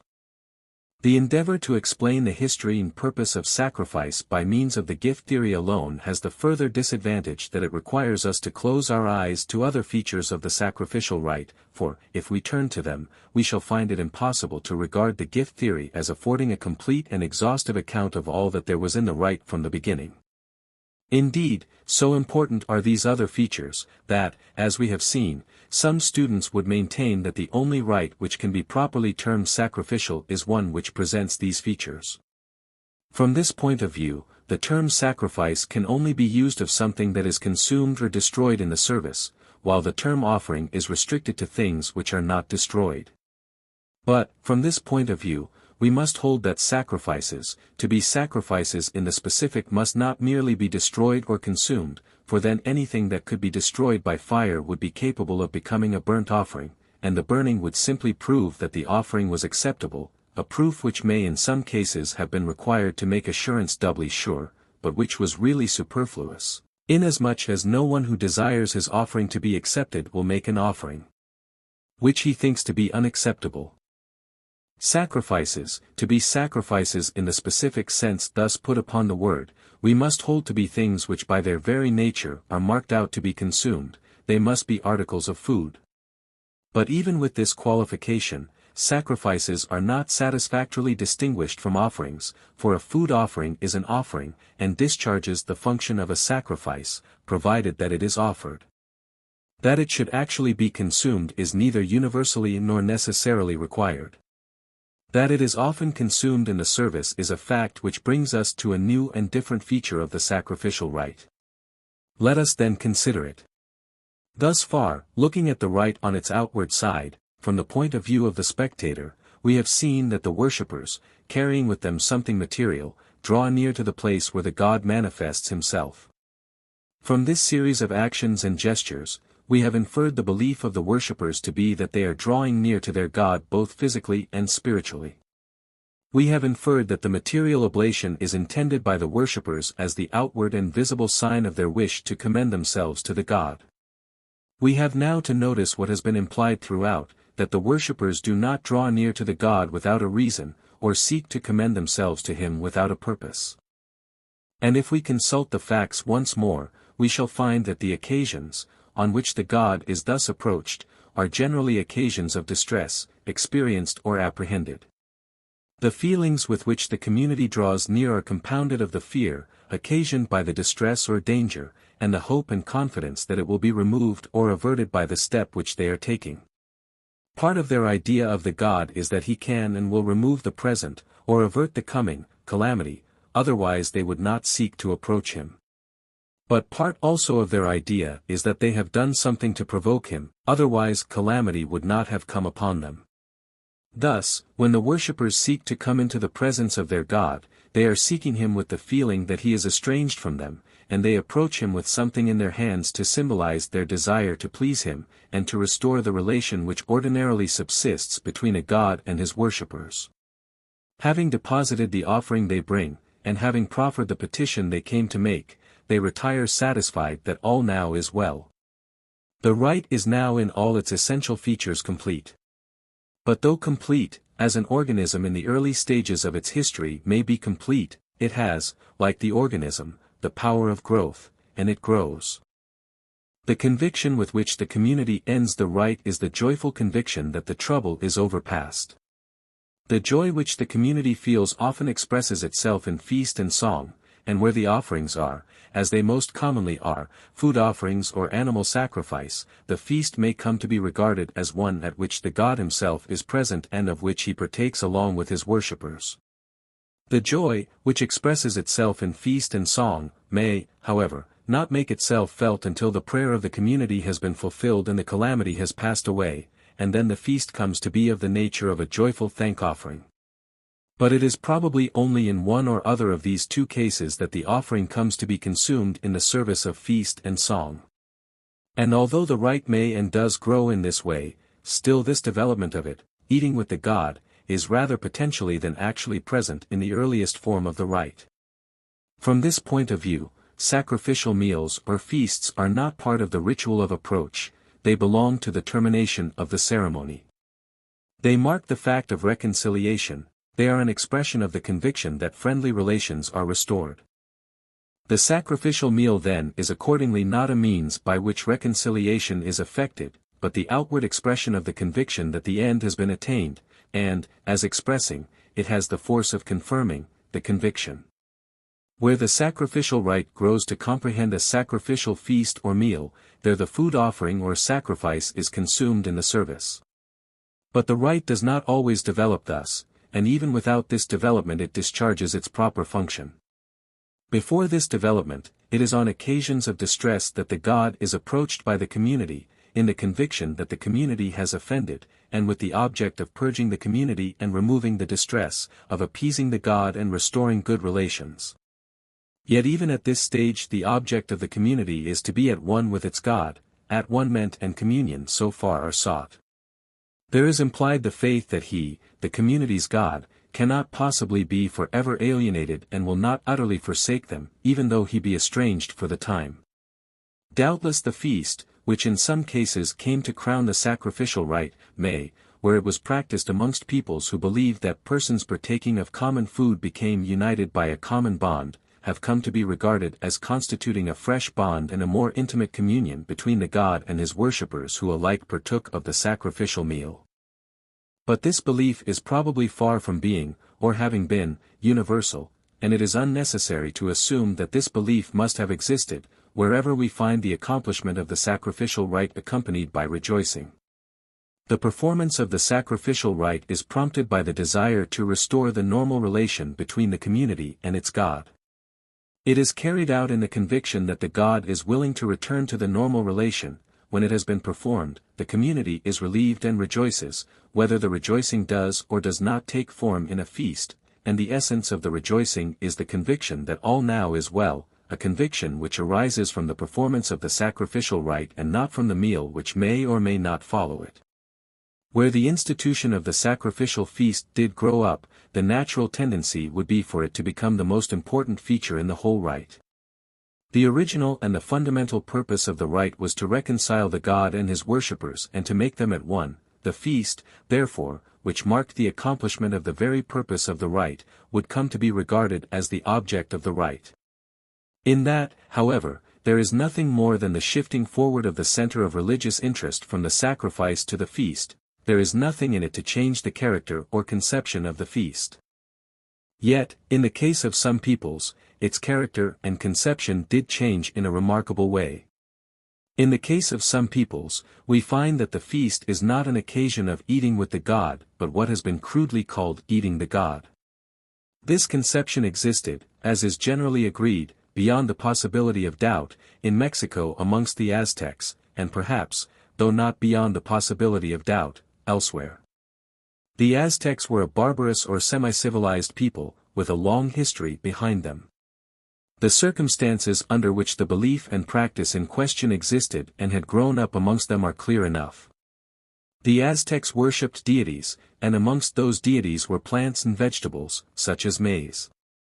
It was, of course, not any one individual specimen that they worshipped, it was the spirit, the maize mother, who manifested herself in every maize plant, but was not identical with any one. At the same time, though they worshipped the spirit, or species, they grew and cultivated the individual plants, as furnishing them with food. Thus they were in the position of eating as food the plant, the body, in which was manifested the spirit whom they worshipped. In this there was an outward resemblance to the Christian rite of communion, which could not fail to attract the attention of the Spanish priests at the time of the conquest of Mexico, but which has probably been unconsciously magnified by them. They naturally interpreted the Aztec ceremony in terms of Christianity, and the spirit of the translation probably differs accordingly from the spirit of the original. We have now to consider the new phase of the sacrificial, indeed, in this connection, we may say the sacramental, rite which was found in Mexico, and to indicate the manner in which it probably originated. The offerings earliest made to the gods were not necessarily, but were probably, food offerings, animal or vegetable, and as we are not in a position to affirm that there was any restriction upon the kind of food offered, it seems advisable to assume that any kind of food might be offered to any kind of god. The intention of offerings seems to be to indicate merely that the worshippers desire to be pleasing in the sight of the god whom they wish to approach. At this, the simplest and earliest stage of the rite, the sacrificial feast has not yet come into existence. It is enough if the food is offered to the god, it is not necessary that it should be eaten, or that any portion of it should be eaten, by the community. There is evidence enough to warrant us in believing that generally there was an aversion to eating the god's portion. If the worshippers ate any portion, they certainly would not eat and did not eat, until after the god had done so. At this stage in the development of the rite, the offerings are occasional, and are not made at stated, recurring, seasons. The reason for believing this is that it is on occasions of alarm and distress that the community seeks to draw near its God. But though it is in alarm that the community draws nigh, it draws nigh in confidence that the God can be appeased and is willing to be appeased. It is part of the community's idea of its God that he has the power to punish, that he does not exercise his power without reason, and that, as he is powerful, so also he is just to his worshippers, and merciful. But though occasional offerings, and sacrifices made in trouble to gods who are conceived to be a very help in time of trouble, continue to be made, until a relatively late period in the history of religion, we also find that there are recurring sacrifices, annually made. At these annual ceremonies, the offerings are food offerings. Where the food offerings are offerings of vegetable food, they are made at harvest time. They are made on the occasion of harvest, and that they should be so made is probably no accident or fortuitous coincidence. At the regularly recurring season of harvest, the community adheres to the custom, already formed, of not partaking of the food which it offers to its god, until a portion has been offered to the god. The custom, like other customs, tends to become obligatory. The worshippers, that is to say the community, may not eat, until the offering has been made and accepted. Then, indeed, the worshippers may eat, solemnly, in the presence of their God. The eating becomes a solemn feast of thanksgiving. The God, after whom they eat, and to whom they render thanks, becomes the God who gives them to eat. What is thus true of edible plants, whether wild or domesticated, may also hold true to some extent of animal life, where anything like a close time comes to be observed.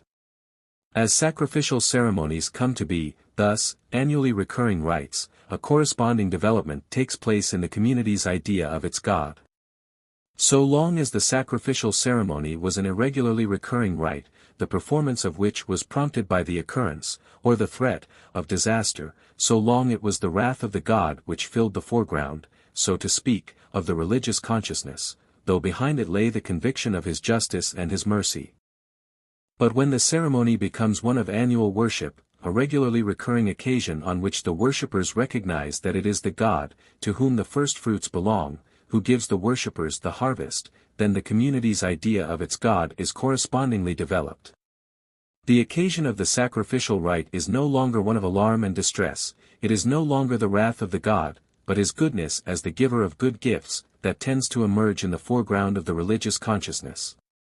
Harvest rites tend to become feasts of thanksgiving and thank offerings, and so, by contrast with these joyous festivals, the occasional sacrifices, which continue to be offered in times of distress, tend to assume, more and more, the character of sin offerings or guilt offerings. We have, however, now to notice a consequence which ensues upon the community's custom of not eating until after the firstfruits have been offered to the God. Not only is a habit or custom hard to break, simply because it is a habit, But, when the habit is the habit of a whole community, the individual who presumes to violate it is visited by the disapproval and the condemnation of the whole community. When then the custom has established itself of abstaining from eating, until the first fruits have been offered to the god, any violation of the custom is condemned by the community as a whole. The consequence of this is that the fruit or the animal tends to be regarded by the community as sacred to the god, and not to be meddled with until after the first fruits have been offered to him. The plant or animal becomes sacred to the god because the community has offered it to him, and intends to offer it to him, and does offer it to him annually. Now it is not a necessary and inevitable consequence that an animal or plant, which has come to be sacred, should become divine. But where we find divine animals or animal gods, divine corn or corn goddesses, we are entitled to consider this as one way in which they may have come to be regarded as divine, because sacred, and as deities, because divine. When we find the divine plant or animal constituting the sacrifice, and furnishing forth the sacrificial meal, there is a possibility that it was in this way and by this process that the plant or animal came to be, first, sacred, then divine, and finally the deity, to whom it was offered. In many cases, certainly, this last stage was never reached. And we may conjecture a reason why it was not reached. Whether it could be reached would depend largely on the degree of individuality, which the god, to whom the offering was made, had reached. A god who possesses a proper, personal name, must have a long history behind him, for a personal name is an epithet the meaning of which comes in course of time to be forgotten. If its meaning has come to be entirely forgotten, the god is thereby shown not only to have a long history behind him but to have acquired a high degree of individuality and personality, which will not be altered or modified by the offerings which are made to him. Where, however, the being or power worshipped is, as with the jungle dwellers of Chota Nagpur, still nameless, his personality and individuality must be of the vaguest, and, in that case, there is the probability that the plant or animal offered to him may become sacred to him, and, having become sacred, may become divine. The animal or plant may become that in which the nameless being manifests himself. The corn or maize is offered to the nameless deity, the deity is the being to whom the corn or maize is habitually offered, and then becomes the corn deity or maize deity, the mother of the maize or the corn goddess. Like the D-Indigites of Italy, these vegetation goddesses are addressed by names which, though performing the function of personal names and enabling the worshippers to make appeals to the deities personally, are still of perfectly transparent meaning. Both present to us that stage in the evolution of a deity, in which as yet the meaning of his name still survives, in which his name has not yet become a fully personal name, and in which he has not yet attained to full personality and complete individuality. This want of complete individuality can hardly be dissociated from another fact which goes with it. That fact is that the deity is to be found in any plant of the species sacred to him, or in any animal of the species sacred to him, but is not supposed to be found only in the particular plant or animal which is offered on one particular occasion. If the corn goddess is present, or manifests herself, in one particular sheaf of corn, at her harvest festival this year, still she did manifest herself last year, and will manifest herself next year, in another. The deity, that is to say, is the species, and the species, and no individual specimen thereof, is the deity. That is the reason which prevents, or tends to prevent, deities of this kind from attaining complete individuality. This want of complete individuality and of full personality it is which characterizes totems. The totem, also, is a being who, if he manifests himself in this particular animal, which is slain, has also manifested himself and will manifest himself in other animals of the same species, but he is not identical with any particular individual specimen. Not only is the individuality of the totem thus incomplete, but in many instances the name of the species has not begun to change into a proper personal name for the totem, as Ceres, or Chikunkotal, or Xilanen, have changed into proper names of personal deities. Whether we are or are not to regard the totem as a god, at any rate, viewed as a being in the process of acquiring individuality, he seems to be acquiring it in the same way, and by the same process, as corn goddesses and maize mothers acquired theirs, and to present to our eyes a stage of growth through which these vegetation deities themselves have passed. They also at one time had not yet acquired the personal names by which they afterwards came to be addressed. They were, though nameless, the beings present in any and every sheaf of corn or maize, though not cabined and confined to any one sheaf or any number of sheaves. And these beings have it in them to become, for they did become, deities. The process by which and the period at which they may have become deities we have already suggested. The period is the stage at which offerings, originally made at irregular times of distress, become annual offerings, made at the time of harvest. The process is the process by which what is customary becomes obligatory. The offerings at harvest time, from customary, become obligatory. That which is offered, is thereby sacred, the very intention to offer it, this year in the same way as it was offered last year, suffices to make it sacred, before it is offered. Thus, the whole species, whether plant or animal, becomes sacred, to the deity to whom it is offered, it is his. And if he be as vague and shadowy as the power or being to whom the jungle dwellers of Chota Nagpur make their offerings at stated seasons, then he may be looked for and found in the plant or animal species which is his. The harvest is his alone, until the first fruits are offered. He makes the plants to grow, if they fail, it is to him the community praise. If they thrive, it is because he is, though not identical with them, yet in a way present in them, and is not to be distinguished from the being who not only manifests himself in every individual plant or animal of the species, though not identical with any one, but is called by the name of the species. Whether we are to see in totems, as they occur in Australia, beings in the stage through which vegetation deities presumably passed, before they became corn goddesses and mothers of the maize, is a question, the answer to which depends upon our interpretation of the ceremonies in which they figure. It is difficult, at least, to dissociate those ceremonies from the ritual of first fruits. The community may not eat of the animal or plant, at the appropriate season, until the headman has solemnly and sparingly partaken of it. About the solemnity of the ceremonial and the reverence of those who perform it, there is no doubt. But, whereas in the ritual of first fruits elsewhere, the first fruits are, beyond possibility of doubt or mistake, offered to a god, a personal god, having a proper name, in Australia there is no satisfactory evidence to show that the offerings are supposed, by those who make them, to be made to any god, or that the totem spirit, if it is distinguished from the totem species, is regarded as a god. There has accordingly been a tendency on the part of students of the science of religion to deny to totemism any place in the evolution of religion, and even to regard the Australian blackfellows as exemplifying, within the region of our observation, a pre-religious period in the process of human evolution. This latter view may safely be dismissed as untenable, whether we do or do not believe totemism to have a religious side. There is sufficient mythology, still existing amongst the Australian tribes, to show that the belief in God survives amongst them, even though, as seems to be the case, no worship now attaches to the gods, with personal names, who figure in the myths.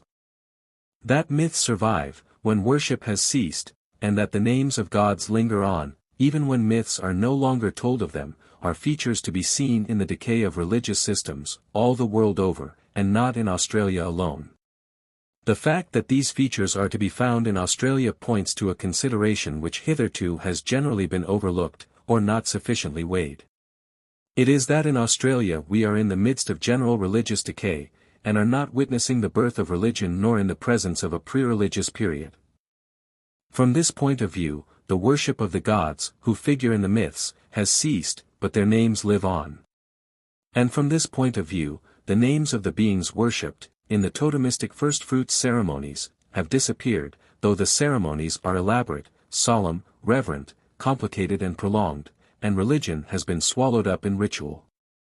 Even amongst the Aztecs, who had reached a stage of social development, barbarous or semi-civilized, far beyond anything attained by the Australian tribes, the degree of personality and individuality reached by the vegetation deities was not such that those deities had strictly proper names. The deity of the maize was still only the maize mother. Amongst the Australians, who are so far below the level reached in Mexico, the beings worshipped at the first fruits ceremonies may well have been as nameless as the beings worshipped by the jungle dwellers of Chota Nagpur. Around these nameless beings, a ritual, simple in its origin, but luxuriant in its growth, has developed, overshadowing and obscuring them from our view, so that we, and perhaps the worshippers, cannot see the god for the ritual.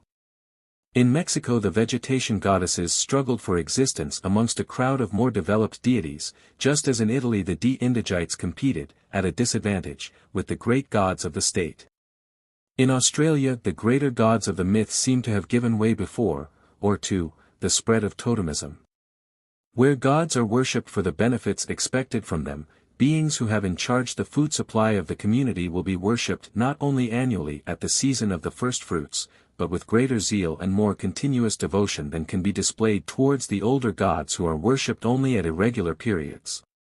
Not only does the existence of mythology in Australia indicate that the gods who figure in the myths were once worshipped, though worship now no longer is rendered to them, but the totemistic ceremonies by their very nature show that they are a later development of the sacrificial rite. The simplest form of the rite is that in which the community draw near to their god, bearing with them offerings, acceptable to the god. It is at a later stage in the development of the rite that the offerings, having been accepted by the god, are consumed by the community, as is the case with the totem animals and plants. At its earliest stage, again, the rite is performed, at irregular periods, on occasions of distress. It is only at a more advanced stage that the rite is performed at fixed, annual periods, as in Australia. And this change of periodicity is plainly connected with the growth of the conviction that the annual firstfruits belong to the gods, a conviction springing from the belief that they are annually accepted by the god, a belief which in its turn implies a prior belief that they are acceptable. In other words, the center of religious interest at first lies in approaching the god, that is in the desire to restore the normal state of relations, which calamity shows to have been disturbed. But in the end, religious interest is concentrated on, and expressed by, the feast which terminates the ceremony and marks the fact that the reconciliation is effected. What is at first accepted by the god at the feast comes to be regarded as belonging to him and sacred to him. The worshippers may not touch it until a portion of it, the first fruits, has been accepted by him. Thus the rite which indicates and marks his acceptance becomes more than ever the center of religious interest. The rite may thus become of more importance than the god, as in Australia seems to be the case, for the performance of the rite is indispensable if the community is to be admitted to eat of the harvest. When this point of view has been reached, when the performance of the rite is the indispensable thing, the rite tends to be regarded as magical. If this is what has happened in the case of the Australian rite, it is but what tends to happen, wherever ritual flourishes at the expense of religion. If it were necessary to assume that only amongst the Australian blackfellows, and never elsewhere, did a rite, originally religious, tend to become magical, then it would be a priori unlikely, in the extreme, that this happened in Australia. But inasmuch as this tendency is innate in ritual, it is rather likely that in Australia the tendency has run its course, as it has done elsewhere, in India, for example, where, also, the sacrificial rite has become magical. Whether a rite, originally religious, will become assimilated to magic, depends very much on the extent to which the community believes in magic. The more the community believes in magic, the more ready it will be to put a magical interpretation on its religious rites. But the fact that, in the lower communities, religion is always in danger of sinking into magic, does not prove that religion springs from magic and is but one kind of magic. That view, once held by some students, is now generally abandoned. It amounts simply to saying once more that in the earliest manifestations of religion there was no religion, and that religion is now, what it was in the beginning, nothing but magic. If that position is abandoned, then religious rites are, in their very nature, and from their very origin, different from magical rites. Religious rites are, first, rites of approach, whereby the community draws nigh to its God, and, afterwards, rites of sacramental meals whereby the community celebrates its reconciliation and enjoys communion with its God. Those meals are typically cases of eating with the God, celebrated on the occasion of first fruits, and based on the conviction, which has slowly grown up, that the earth is the Lord's, and the fullness thereof. Meals, such as were found in Mexico, and have left their traces in Australia, in which the fruit or the animal that was offered had come to be regarded as standing in the same relation to the god as an individual does to the species, are meals having the same origin as those in which the community eats with its god, but following a different line of evolution. The object of the sacrificial rite is first to restore and then to maintain good relations between the community and its god.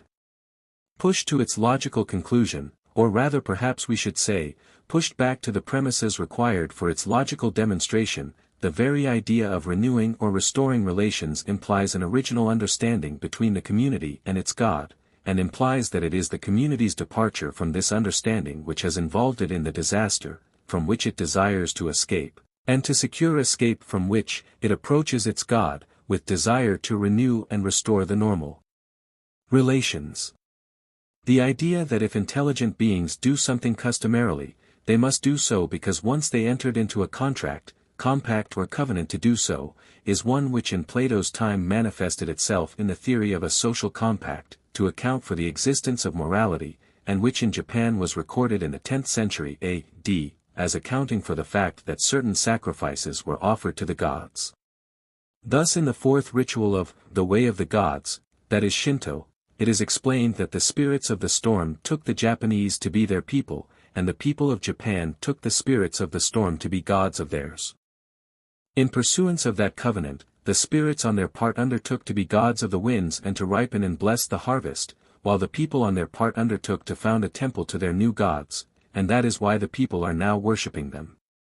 It was, according to the account given in the fourth ritual, the gods themselves who dictated the conditions on which they were willing to take the Japanese to be their people, and fixed the terms of the covenant. So too in the account given in the 6th chapter of Exodus, it was Jehovah himself who dictated to Moses the terms of the covenant which he was willing to make with the children of Israel. I will take you to me for a people, and I will be to you a God. In Japan it was to the emperor, as high priest, that the terms of the covenant were dictated, in consequence of which the temple was built and the worship instituted. The train of thought is quite clear and logically consistent. If the gods of the winds were to be trusted, as they were unquestionably trusted, it must be because they had made a covenant with the people, and would be faithful to it, if the people were. The direct statement, in plain, intelligible words, in the fourth ritual, that a covenant of this kind had actually been entered into, was but a statement of what is implied by the very idea, and in the very act, of offering sacrifices. And sacrifices had of course been offered in Japan long before the 10th century, they were offered, and long had been offered annually to the gods of the harvest. Probably they had been offered to the gods of the storms long before they were offered to the gods of the winds, and the procedure narrated in the fourth ritual records the transformation of the occasional and irregular sacrifices, made to the winds when they threatened the harvest with damage, into annual sacrifices, made every year as a matter of course. Thus, we have an example of the way in which the older sacrifices, made originally only in times of disaster, come to be assimilated to the more recent sacrifices, which from their nature and origin, are offered regularly every year. Not only is there a natural tendency in man to assimilate things which admit of assimilation and can be brought under one rule, but also it is advisable to avert calamity rather than to wait for it, and, when it has happened, to do something.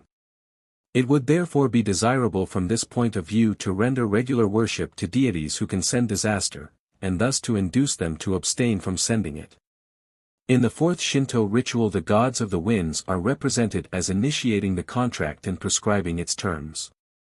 But in the first ritual, which is concerned with the worship of the gods of the harvest, it is the community which is represented as taking the first step, and as undertaking that, if the gods grant an abundant harvest, the people will, through their high priest, the emperor, make a thank offering, in the shape of first fruits, to the gods of the harvest. This is, of course, no more an historical account of the way in which the gods of the harvest actually came to be worshipped, than is the account which the fourth Shinto ritual gives of the way the gods of the winds came to be worshipped.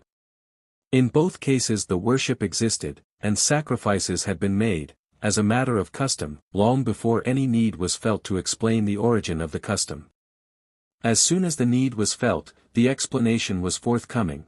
If the community had made these sacrifices, for as long back as the memory of man could run, and if the gods had granted good harvests in consequence, it must have been in consequence of an agreement entered into by both parties, and therefore a covenant had been established between them, on some past occasion, which soon became historical. This history of the origin and meaning of sacrifice has an obvious affinity with the gift theory of sacrifice. Both in the gift theory and the covenant theory, the terms of the transaction are that so much blessing shall be forthcoming for so much service, or so much sacrifice for so much blessing. The point of view is commercial, the obligation is legal. If the terms are strictly kept on the one part, then they are strictly binding on the other. The covenant theory, like the gift theory, is eventually discovered by spiritual experience, if pushed far enough, to be a false interpretation of the relations existing between God and man. Being an interpretation, it is an outcome of reflection upon the fact that, in the time of trouble, man turns to his gods, and that, in returning to them, he escapes from his trouble. On that fact all systems of worship are based, from that fact all systems of worship start. If, as is the case, they start in different directions and diverge from one another, it is because men, in the process of reflecting upon that fact, come to put different interpretations upon it. And so far as they eventually come to feel that any interpretation is a misinterpretation, they do so because they find that it is not, as they had been taught to believe, a correct interpretation but a misinterpretation of the fact. There is found in the experience of returning to God, something with which the misinterpretation is irreconcilable, and, when the misinterpretation is dispersed, like a vapor, the vision of God, the idea of God, shines forth the more brightly. One such misinterpretation is the reflection that the favor of the gods can be bought by gifts. Another is the reflection that the gods sell their favors, on the terms of a covenant agreed upon between them and man. Another is that that which is offered is sacred, and that that which is sacred is divine, that the God is himself the offering which is made to him. In all systems of worship man not only turns to his gods but does so in the conviction that he is returning, or trying to return to them, because they have been estranged, and access to them is therefore difficult. Accordingly, he draws near to them, bearing in his hands something intended to express his desire to return to them.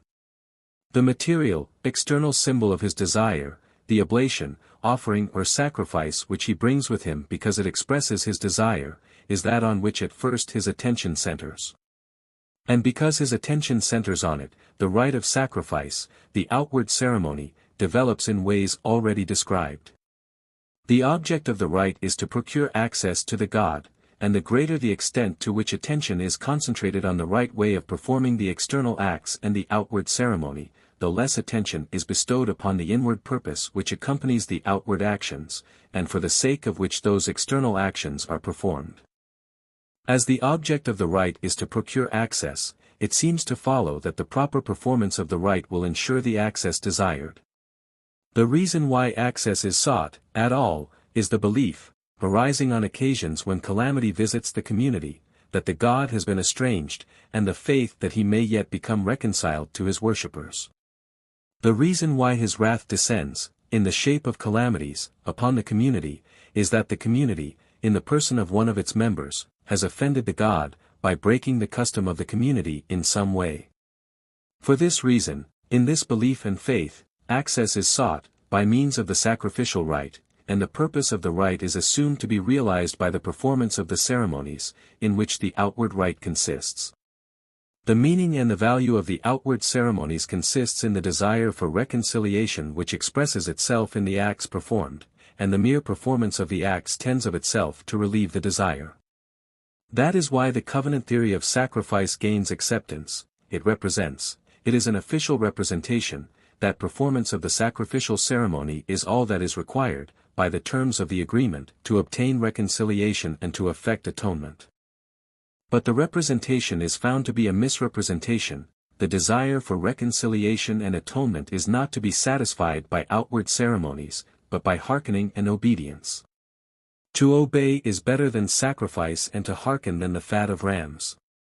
Sacrifice remains the outward rite, but it is pronounced to have value only so far as it is an expression of the spirit of obedience.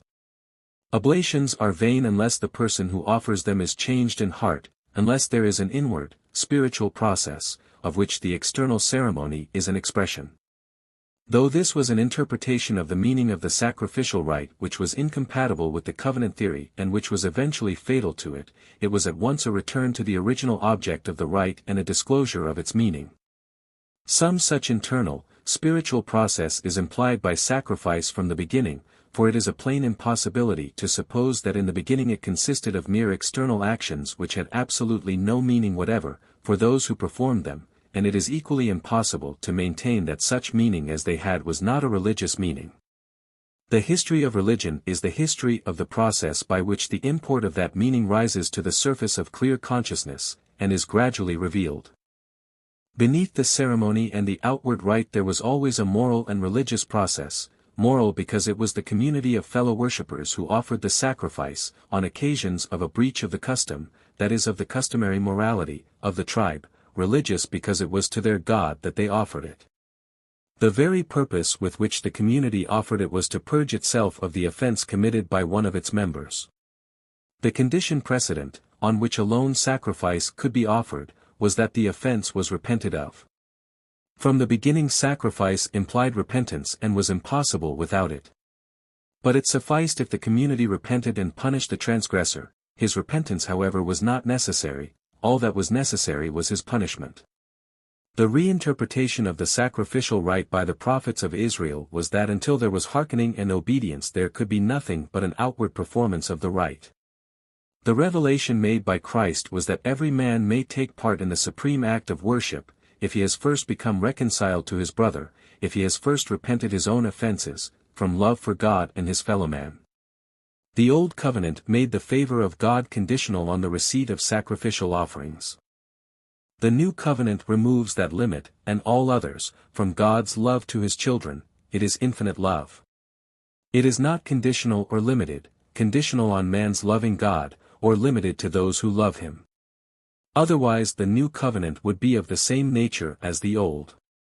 But love asks for love, the greater love for the greater love, infinite love for the greatest man is capable of.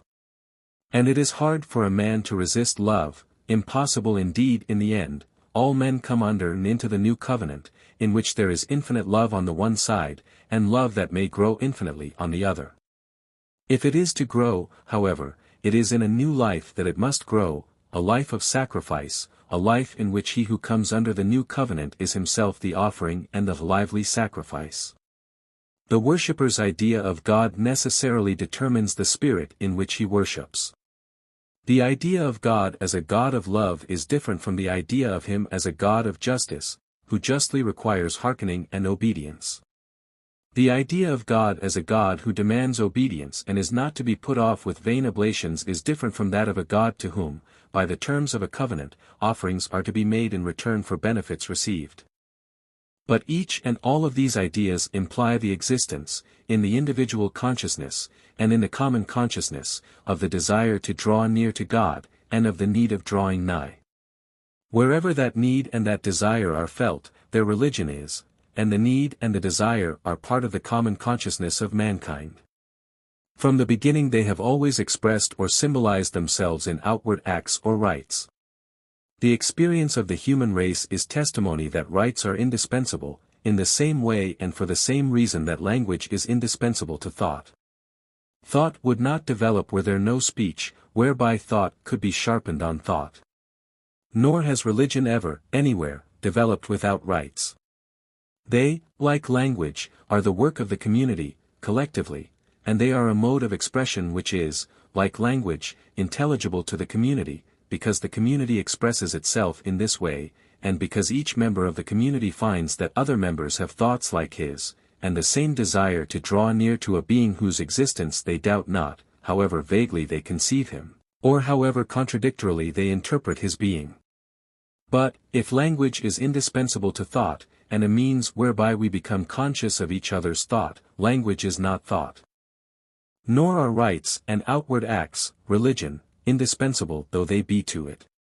They are an expression of it. They must be an inadequate expression, and they are always liable to misinterpretation, even by some of those who perform them. The history of religion contains the record of the misinterpretations of the rite of sacrifice. But it also records the progressive correction of those misinterpretations, and the process whereby the meaning implicit in the rite from the beginning has been made manifest in the end. The need and the desire to draw nigh to the God of the community are felt in the earliest of ages on occasions when calamity befalls the community. The calamity is interpreted as sent by the God, and the God is conceived to have been provoked by an offense of which some member of the community had been guilty. We may say, therefore, that from the beginning there has been present in the common consciousness a sense of sin and the desire to make atonement. Psychologically, it seems clear that at the present day, in the case of the individual, personal religion first manifests itself usually in the consciousness of sin. And what is true in the psychology of the individual may be expected within limits to hold true in the psychology of the common consciousness. But though we may say that, in the beginning, it was by the occurrence of public calamity that the community became conscious that sin had been committed, still it is also true to say that the community felt that it was by some one of its members, rather than by the community, that the offense had been committed, for which the community was responsible. It was the responsibility, rather than the offense, which was prominent in the common consciousness, as indeed tends to be the case with the individual also. But the fact that the offense had been committed, not by the community, but by some one member of the community, doubtless helped to give the community the confidence without which its attitude towards the offended power would have been simply one of fear. Had the feeling been one of fear, pure and unmixed, the movement of the community could not have been towards the offended being. But religion manifests itself from the beginning in the action of drawing near to the God.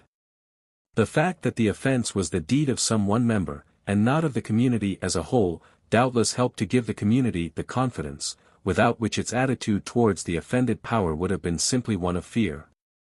But it also tended necessarily to make religion an affair of the community rather than a personal need. Sin had indeed been committed, but not by those who drew near to the God for the purpose of making the atonement. They were not the offenders. The community admitted its responsibility, indeed, but it found one of its members guilty. We may, therefore, fairly say that personal religion had at this time scarcely begun to emerge. And the reason why this was so is quite clear. It is that in the infancy of the race, as in the infancy of the individual, personal self-consciousness is as yet undeveloped. And it is only as personal self-consciousness develops that personal religion becomes possible. We must not however from this infer that personal religion is a necessary, or, at any rate, an immediate consequence of the development of self-consciousness. In ancient Greece one manifestation, and in the religious domain the first manifestation, of the individual's consciousness of himself was the growth of mysteries. Individuals voluntarily entered these associations. They were not born into them as they were into the state and the state worship. And they entered them for the sake of individual purification and in the hope of personal immortality. The desire for salvation, for individual salvation, is manifest. But it was in rites and ceremonies that the mystic put their trust, and in the fact that they were initiated that they found their confidence, so long as they could keep it. The traditional conviction of the efficacy of ritual was unshaken, and, so long as men believed in the efficacy of rites, the question, "What shall I do to be saved?" admitted of no permanently satisfactory answer. The only answer that has been found permanently satisfying to the personal need of religion is one which goes beyond rites and ceremonies. It is that a man shall love his neighbor and his God. But in thus becoming personal, religion involved man's fellow men as much as himself. In becoming personal thus, religion became, thereby, more than ever before, the relation of the community to its God. The relation however is no longer that the community admits the transgressions of some one of its members, it prays for the forgiveness of our trespasses, and though it prays for each of its members, still it is the community that prays and worships and comes before its God, as it has done from the beginning of the history of religion. It is with rites of worship that the community, at any period in the history of religion, draws nigh to its God, for its inward purpose cannot but reveal itself in some outward manifestation. Indeed, it seeks to manifest itself as naturally and as necessarily as thought found expression for itself in the languages it has created, and, though the reaction of forms of worship upon religion sometimes results, like the reaction of language upon thought, in misleading confusion, still, for the most part, language does serve to express more or less clearly, indeed we may say more and more clearly, that which we have it in us to utter. As there are more forms of speech than one, so there are more forms of religion than one, and as the language of savages who can count no higher than 3 is inadequate for the purposes of the higher mathematics, so the religion of man in the lower stages of his development is inadequate, compared with that of the higher stages. Nevertheless, the civilized man can come to understand the savage's form of speech, and it would be strange to say that the savage's form of speech, or that his form of religion, is unintelligible nonsense. Behind the varieties of speech and of religion there is that in the spirit of man which is seeking to express itself and which is intelligible to all, because it is in all. Though few of us understand any but civilized languages, we feel no difficulty in believing that savage languages not merely are intelligible but must have sprung from the same source as our own, though far inferior to it for every purpose that language is employed to subserve. The many different forms of religion are all attempts, successful in as many very various degrees as language itself, to give expression to the idea of God. To see the idea of God in prayer. The question may perhaps be raised, whether it is necessary for us to travel beyond worship, in order to discover what was, in early religions, or is now, the idea of God, as it presents itself to the worshipper. The answer to the question will depend partly on what we consider the essence of religion to be. If we take the view, which is held by some writers of authority on the history of religion, that the essence of religion is adoration, then indeed we neither need nor can travel further, for we shall hold that worship is adoration, and adoration, worship. To exclude adoration, to say that adoration does not, or should not, form any part of worship, seems alike contrary to the very meaning of the word worship and to be at variance with a large and important body of the facts recorded in the history of religion.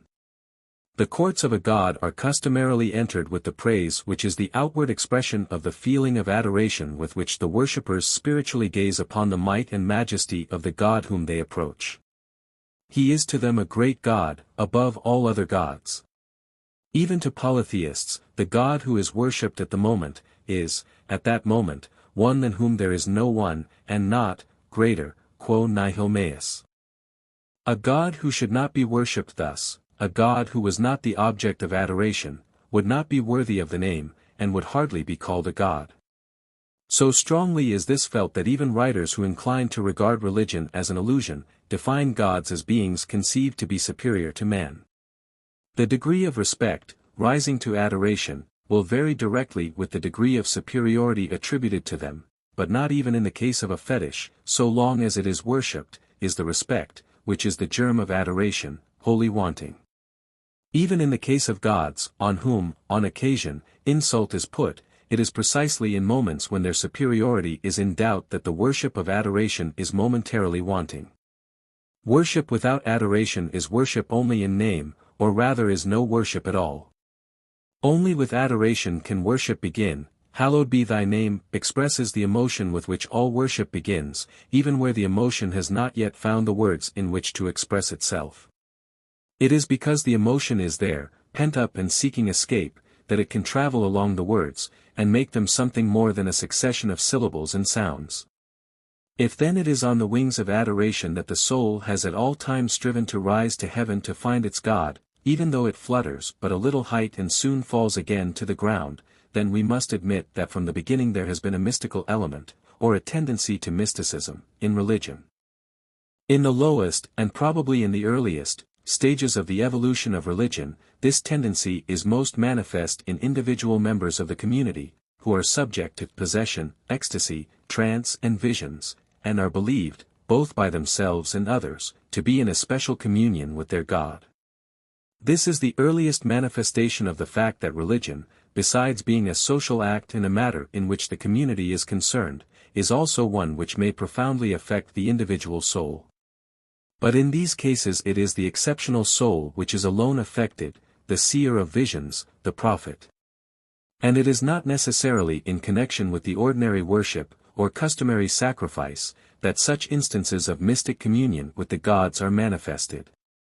For the development of the mystical tendency of worship and sacrifice, we must look, not to the lowest, or to the earliest, stages of religious evolution, but to a later stage in the evolution of the sacrificial meal. It is where, as in ancient Mexico, the plant, or animal, which furnishes forth the sacrificial meal, is in some way regarded as, or identified with, the body of the deity worshipped, that the rite of sacrifice is tinged with mysticism and that all partakers of the meal, and not some exceptional individuals, are felt to be brought into some mystic communion with the God whom they adore. In these cases, adoration is worship, and worship is adoration, and little more. Judging them by their fruits, we cannot say that the Mexican rites, or even the Greek mysteries, encourage us to believe that adoration is all that is required to make worship what the heart of man divines that it should be.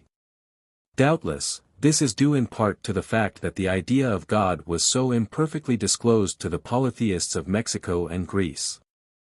Let us not therefore use Greece and Mexico as examples for the disparagement of mysticism or for the depreciation of man's tendency to seek communion with the highest. Let us rather appeal at once to the reason which makes mysticism, of itself, inadequate to satisfy all the needs of man. The reason simply is that man is not merely a contemplative but an active being. If action were alien to his nature, then man might be satisfied to gaze, and merely gaze, on God.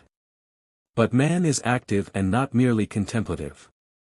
We must therefore either hold that religion, being in its essence adoration and nothing more, has no function to perform, or sphere to fill, in the practical life of man, or else, if we hold that it does, or should, affect the practice of his life, we must admit that, though religion implies adoration always, it cannot properly be fulfilled in quietism, but must bear its fruit in what man does, or in the way he does it.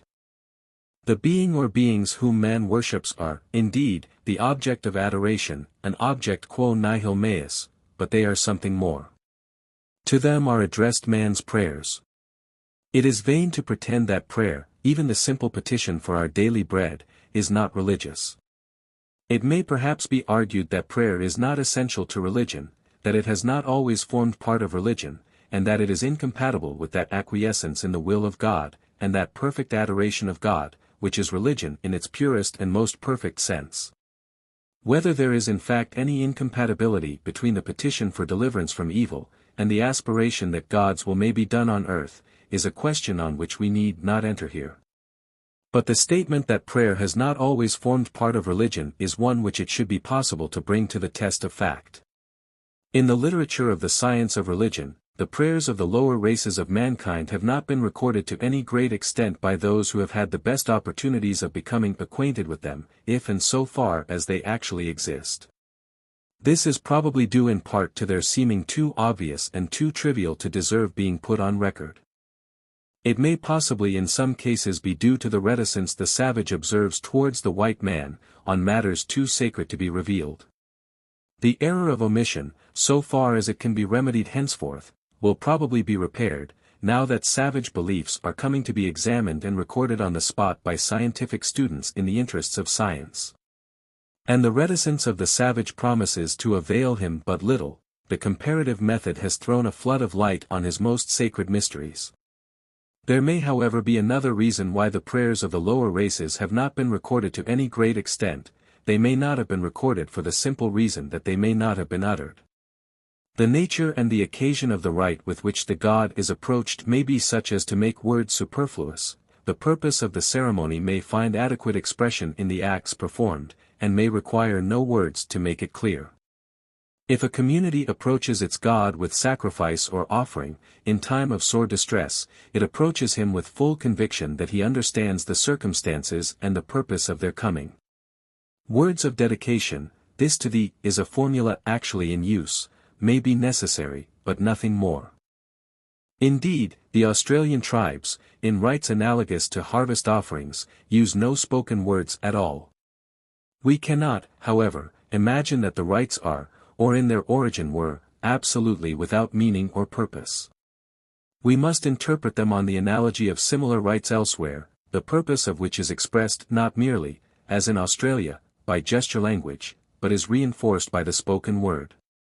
Indeed, we may, perhaps, go even further, and believe that as gesture language was earlier than speech, so the earliest rites were conducted wholly by means of ritual acts or gestures, and that it was only in course of time, and as a consequence of the development of language, that verbal formulae came to be used to give fuller expression to the emotions which prompted the rites.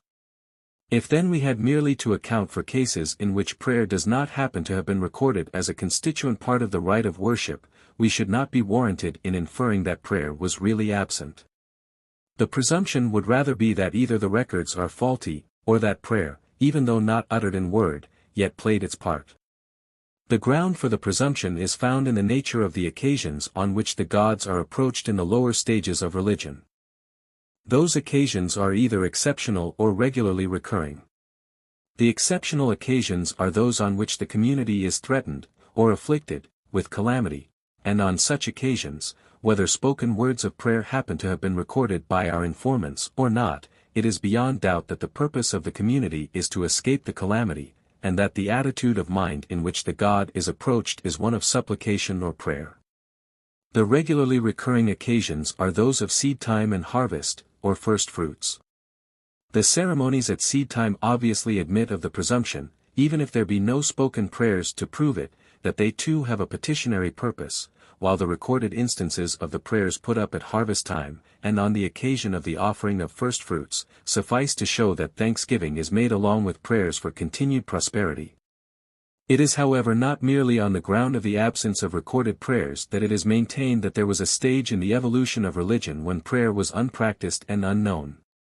It is the presence and the use of spells which is supposed to show that there may have been a time when prayer was as yet unknown, and that the process of development was a progress from spell to prayer. On this theory, spells, in the course of time, and in accordance with their own law of growth, become prayers. The nature and operation of this law, it may be difficult or impossible now for us to observe. The process took place in the night of time and is therefore not open to our observation. But that the process, by which the one becomes the other, is a possible process, is perhaps shown by the fact that we can witness for ourselves prayer reverting or casting back to spell. Wherever prayers become vain repetitions, it is obvious that they are conceived to act in the same way as the savage believes spells to act. The mere utterance of the formula has the same magical power, as making the sign of the cross, to avert supernatural danger. If prayers thus cast back to spells, it may reasonably be presumed that it is because prayer is in its origin but spell. It is because oxygen and hydrogen, combined, produce water, that water can be resolved into oxygen and hydrogen. This theory, when examined, seems to imply that spell and prayer, so far from being different and incompatible things, are one and the same thing, seen from one point of view, and in one set of surroundings. It is spell, seen from another point of view, and in other surroundings, it is prayer. The point of view and the circumstances may change, but the thing itself remains the same always. What then is the thing itself, which, whether it presents itself as prayer or as spell, still always remains the same? It is, and can only be, desire. In spell and prayer alike the common, operative element present is desire. Desire may issue in spell or prayer, but were there no desires, there would be neither prayer nor spell. That we may admit. But, then, we may, or rather must go further, if there were no desire, neither would there be any action, whatever, performed by man. Men's actions, however, differ endlessly from one another. They differ partly because men's desires, themselves, differ, and partly because the means they adopt to satisfy them differ also. It would be vain to say that different means cannot be adopted for attaining one and the same end. Equally vain would it be to say that the various means may not differ from one another, to the point of incompatibility. If then we regard prayer and spell as alike means which have been employed by man for the purpose of realizing his desires, we are yet at liberty to maintain that prayer and spell are different and incompatible. That there is a difference between prayer and spell, a difference at any rate great enough to allow the two words to be used in contradistinction to one another, is clear enough. The cardinal distinction between the two is also clear. A spell takes effect in virtue of the power resident in the formula itself or in the person who utters it, while a prayer is an appeal to a personal power, or to a power personal enough to be able to listen to the appeal, and to understand it, and to grant it, if so it seems good. That this difference obtains between prayer and spell will not be denied by any student of the science of religion. But if this difference is admitted, as admitted it must be, it is plain that prayer and spell are terms which apply to two different moods or states of mind. Desire is implied by each alike. Were there no desire, there would be neither prayer nor spell. But, whereas prayer is an appeal to someone who has the power to grant one's desire, spell is the exercise of power which one possesses oneself, or has at one's command. That the two moods are different, and are incompatible with one another, is clear upon the face of it. To beg for a thing as a mercy or a gift is quite different from commanding that the thing be done. The whole attitude of mind assumed in the one case is different from that assumed in the other. It is possible, indeed, to pass from the one attitude to the other. But it is impossible to say that the one attitude is the other. It is correct to say that the one attitude may follow the other. But it is to be misled by language to say that the one attitude becomes the other. It is possible for one and the same man to fluctuate between the two attitudes, to alternate between them, possible, though inconsistent. The child, or even that larger child, the man, may beg and scold, almost in the same breath. The savage, as is well known, will treat his fetish in the same inconsequential way. That it is inconsequential is a fact, but it is a fact which, if learned, is but very slowly learned. The process by which it is learned is part of the evolution of religion, and it is a process in the course of which the idea of God tends to disengage itself from the confusion of thought and the confusion of feeling, in which it is at first enshrouded. We, indeed, at the present day, may see, or at any rate feel, the difference between magic and religion, between spell and prayer. And we may imagine that the difference, because real, has always been seen or felt, as we see and feel it. But, if we so imagine, we are mistaken. The difference was not felt so strongly, or seen so definitely, as to make it impossible to ascribe magic to Moses, or rainmaking to Elijah. In still earlier ages, the difference was still more blurred.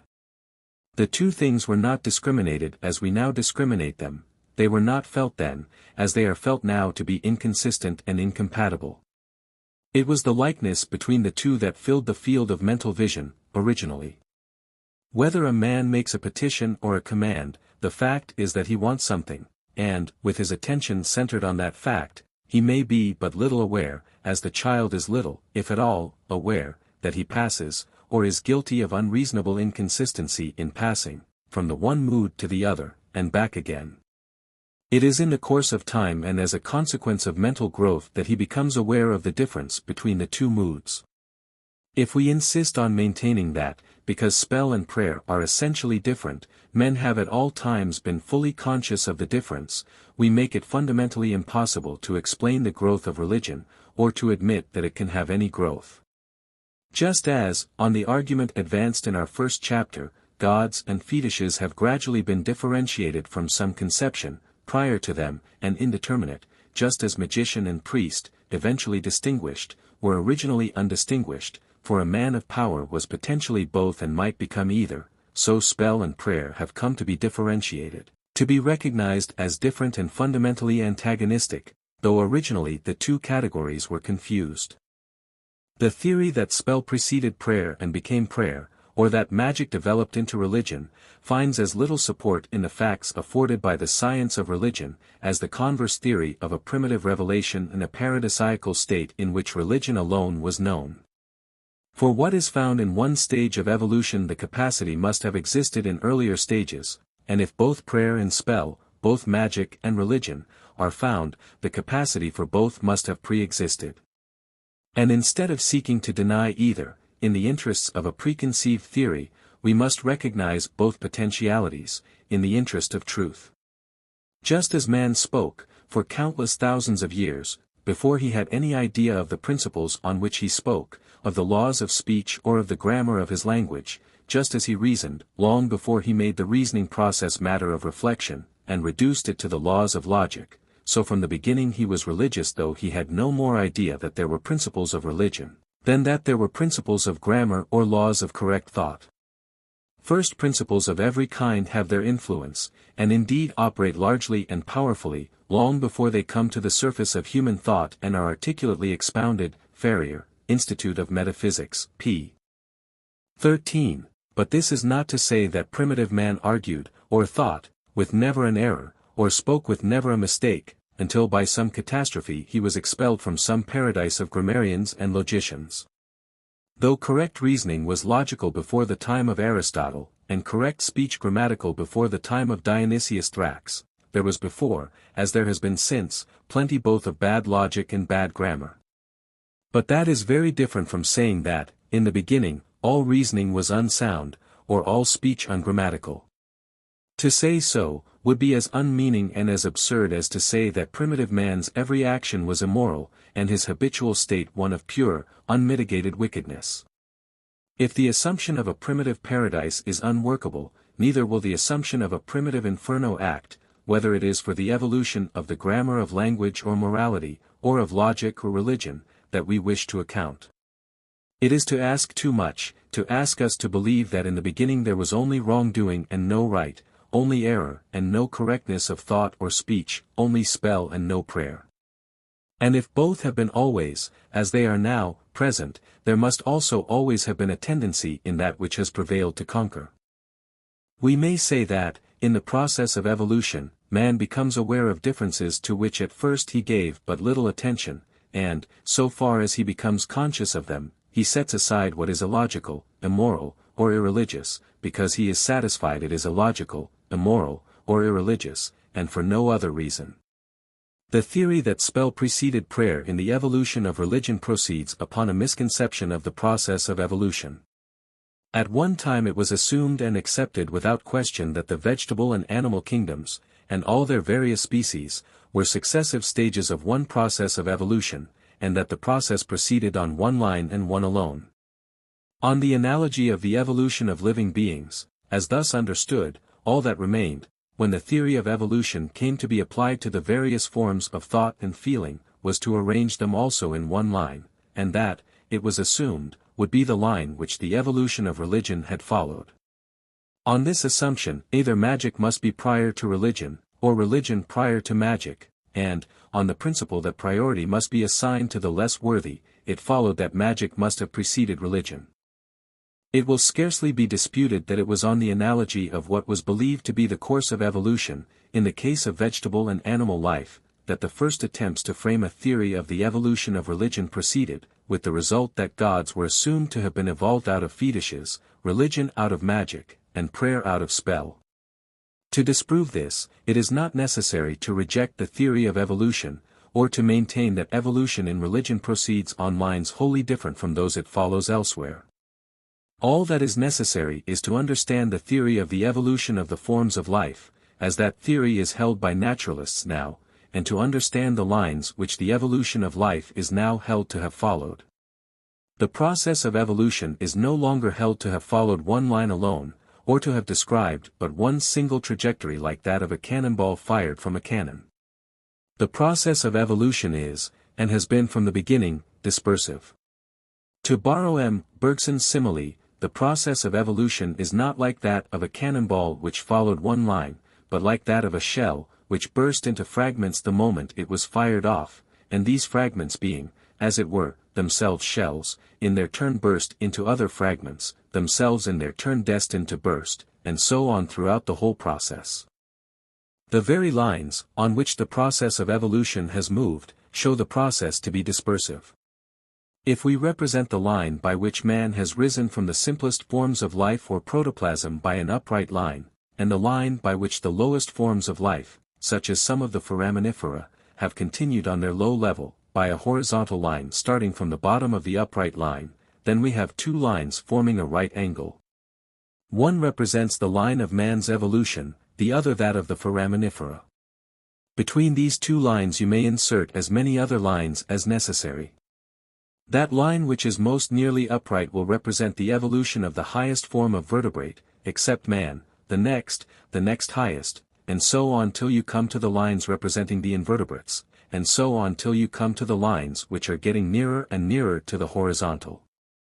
Thus you will have a whole sheaf of lines, all radiating indeed from one common point, but all nevertheless dispersing in different directions. The rush of life, the élan de la vie, is thus dispersive, and if we are to interpret the evolution of mental on the analogy of physical life, we shall find, M. Bergson says, nothing in the latter which compels us to assume either that intelligence is developed instinct, or that instinct is degraded intelligence. If that be so, then, we may say, neither is there anything to warrant us in assuming either that religion is developed magic, or magic degraded religion. Spell is not degraded prayer, nor is prayer a superior form of spell, neither does become or can become the other, though man may oscillate, with great rapidity, between the two, and for long may continue so to oscillate. The two moods were from the beginning different, though man for long did not clearly discriminate between the two. The dispersive force of evolution however tends to separate them more and more widely, until eventually oscillation ceases, if it does not become impossible. The dispersive force of evolution manifests itself in the power of discrimination whereby man becomes aware of differences to which, in the first confusion of thought, he paid little attention, and ultimately may become conscious of the first principles of reason, morality or religion, as normative principles, in accordance with which he feels that he should act, though he has not always acted, and does not always act in accordance with them. In the beginning there is confusion of feeling and confusion of thought both as to the quarter to which prayer is addressed and as to the nature of the petitions which should be proffered. But we should be mistaken, if from the confusion we were to infer that there was no principle underlying the confusion. We should be mistaken, were we to say that prayer, if addressed to polytheistic gods, is not prayer, or that prayer, if addressed to a fetish, is not prayer. In both cases, the being to whom prayer is offered is misconceived and misrepresented by polytheism and fetishism, and the misconception is due to want of discrimination and spiritual insight.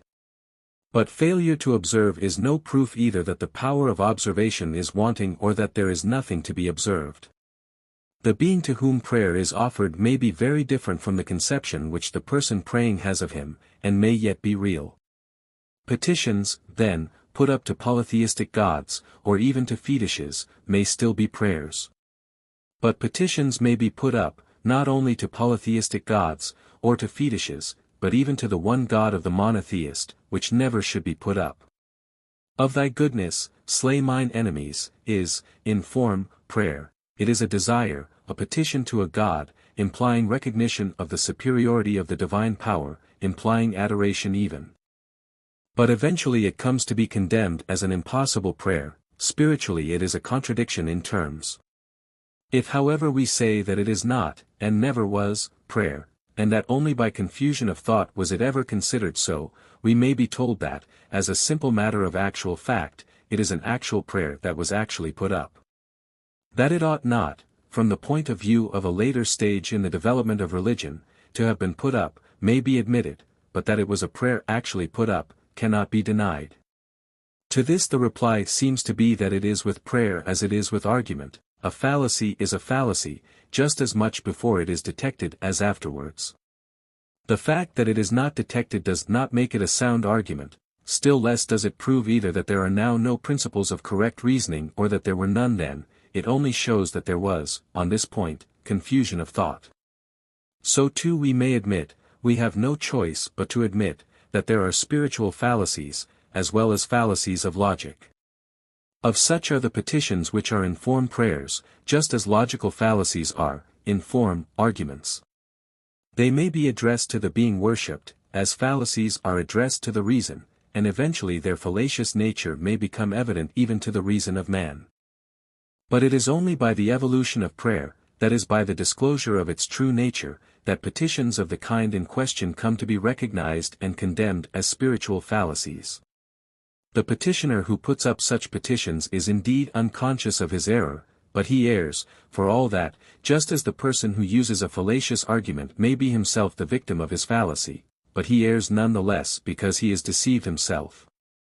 There are normative principles of prayer as well as the normative principles of thought, and both operate long before they come to the surface of human thought and are articulately expounded. It is in thinking that the normative principles of thought emerge. But it is by no means the case that they come to the surface of every man's thought.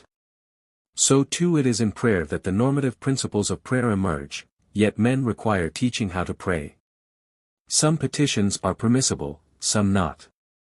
If then there are normative principles of prayer, just as there are of action, thought and speech, if there are petitions which are not permissible, and which are not and never can be prayers, though by a spiritual fallacy, analogous to logical fallacies, they may be thought to be prayers, what is it that decides the nature of an admissible petition? It seems to be the conception of the being to whom the petition is addressed. Thus it is that prayer throws light on the idea of God. From the prayers offered we can infer the nature of the idea. The confusion of admissible and inadmissible petitions points to confused apprehension of the idea of God. It is not merely imperfect apprehension but confused apprehension.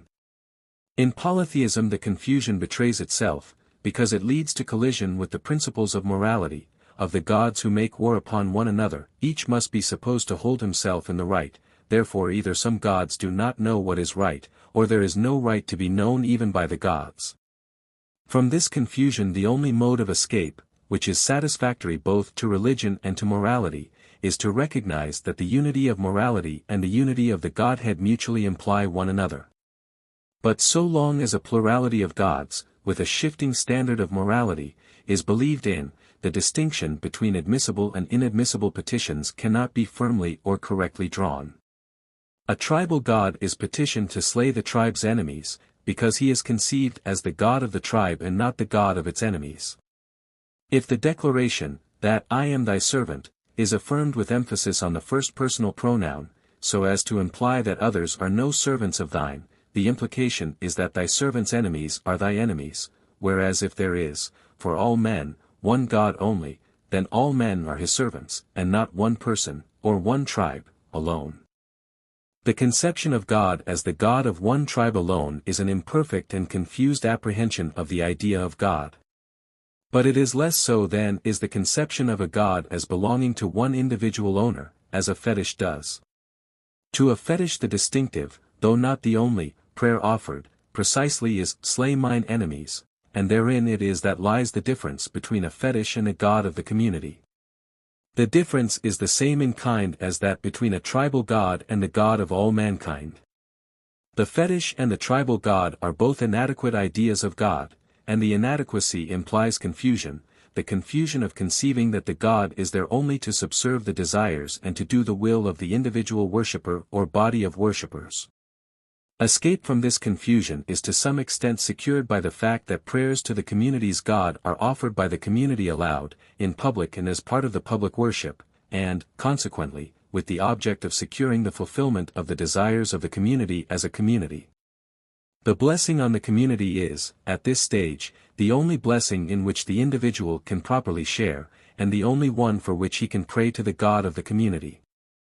Thus the nature of the petitions, and the quarter to which permissible petitions can be addressed, are determined by the fact that prayer is an office undertaken by the community as a community.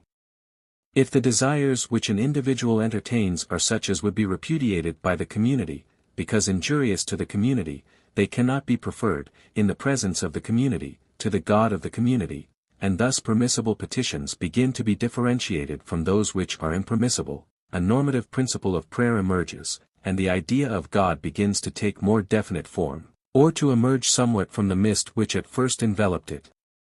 But though permissible petitions be distinguished from petitions which are impermissible, it by no means follows that impermissible petitions cease to be put up. What actually happens is that since the community does not, and cannot, allow petitions, conceived to be injurious to itself, to be put up to its God, they are put up privately to a fetish, or, to put the matter more correctly, a being or power not identified with the welfare of the community is sought in such cases, and the being so found is known to the science of religion as a fetish. But though a fetish differs from a god, inasmuch as the fetish will, and a god will not, injure a member of the tribe, the distinction is not clear-cut. There are things which both alike may be prayed to do, both may be besought to do good to the individual who addresses them. To this protective mimicry the fetish owes in part its power of survival. For the same reason spell and magic contrive to continue their existence side by side with religion and prayer.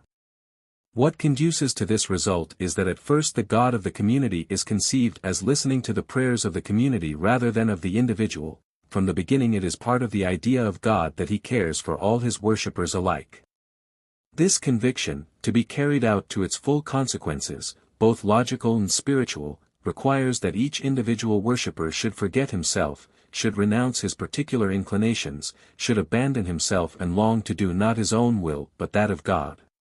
But before self can be consciously abandoned, the consciousness of self must be realized. Before self-will can be surrendered, its existence must be realized. And self-consciousness, the recognition of the existence of the will and the reality of the self, comes relatively late both in the history of the community and in the personal history of the individual. At first the existence of the individual will and the individual self is not recognized by the community and is not provided for in the community's worship and prayers. It is the community, as a community, and not as so many individual worshippers, offering separate prayers, that first approaches the community's God. The existence of the individual worshipper, as an individual is not denied, it is simply unknown, or rather not realized by the community. But its stirrings are felt in the individual himself. He is conscious of desires which are other than those of the community, and the fulfillment of which forms no part of the community's prayers to the community's God. His self-consciousness, his consciousness of himself as contrasted with the community, is fostered by the growth of such desires. For the fulfillment of some of them, those which are manifestly antisocial, he must turn to his fetish or rely upon the power of magic.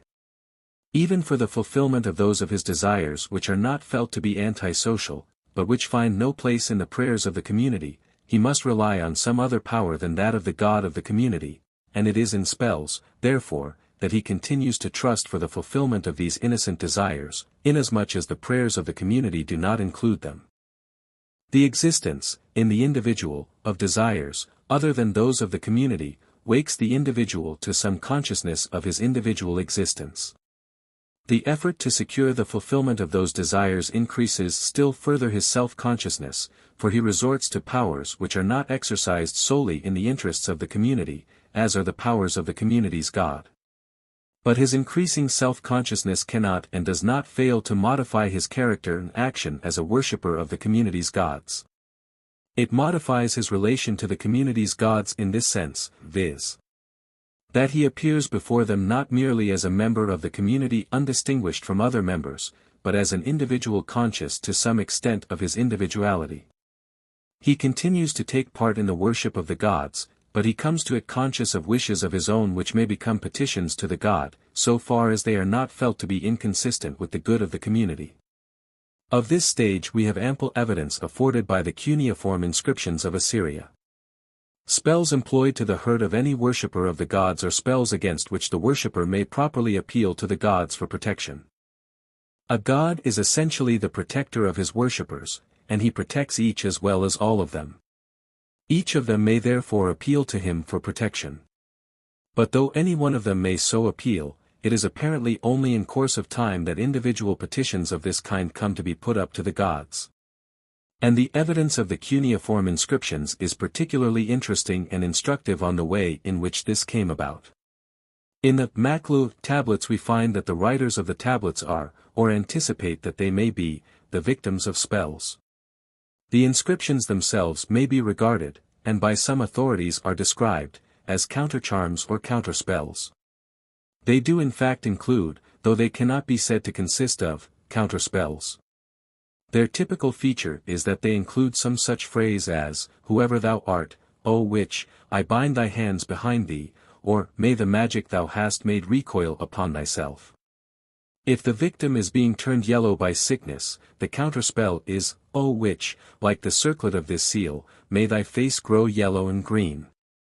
The ceremonies with which these counterspells were performed are indicated by the words, and they are ceremonies of the same kind as those with which spells are performed. They are symbolic actions, that is to say, actions which express by gesture the same meaning and intention as are expressed by the words.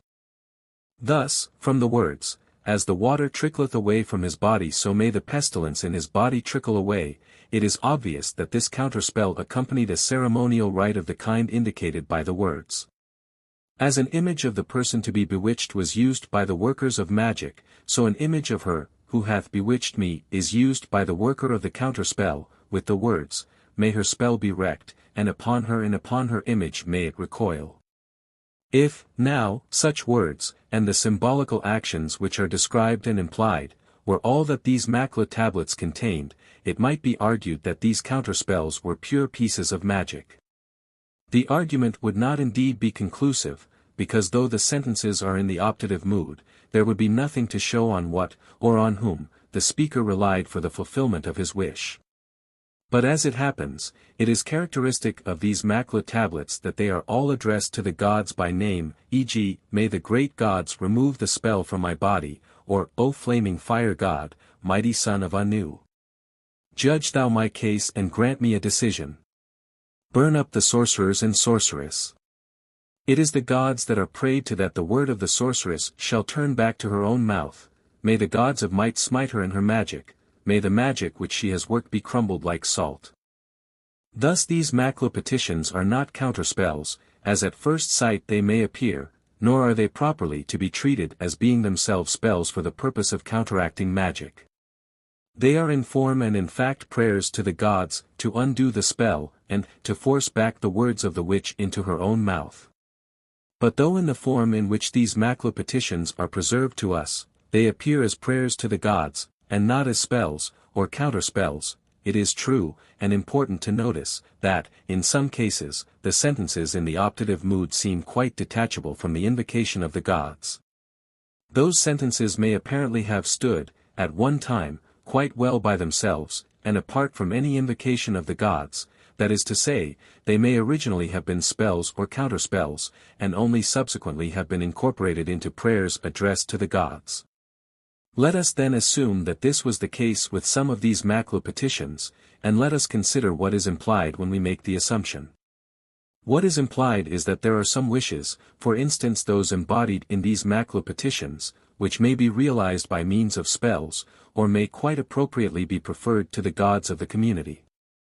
Such are wishes for the well-being of the individual worshipper and for the defeat of evil-doers who would do or are doing him wrong. When it is recognized that individuals, as well as the community, may come with their plaints before the gods of the community, the functions of those gods become enlarged, for they are extended to include the protection of individual members of the community, as well as the protection of the community, as such, and the functions of the community's gods are thus extended and enlarged, because the members of the community have become, in some degree, individuals conscious of their individuality. The importance, for the science of religion, of this development of self-consciousness is that the consciousness of self must be realized before self can consciously be abandoned, that is before self-will can be consciously surrendered. As is shown by the Makla petitions, there may come, in the course of the evolution of religion, a stage in which it is recognized that the individual worshipper may petition the gods for deliverance from the evil which afflicts them.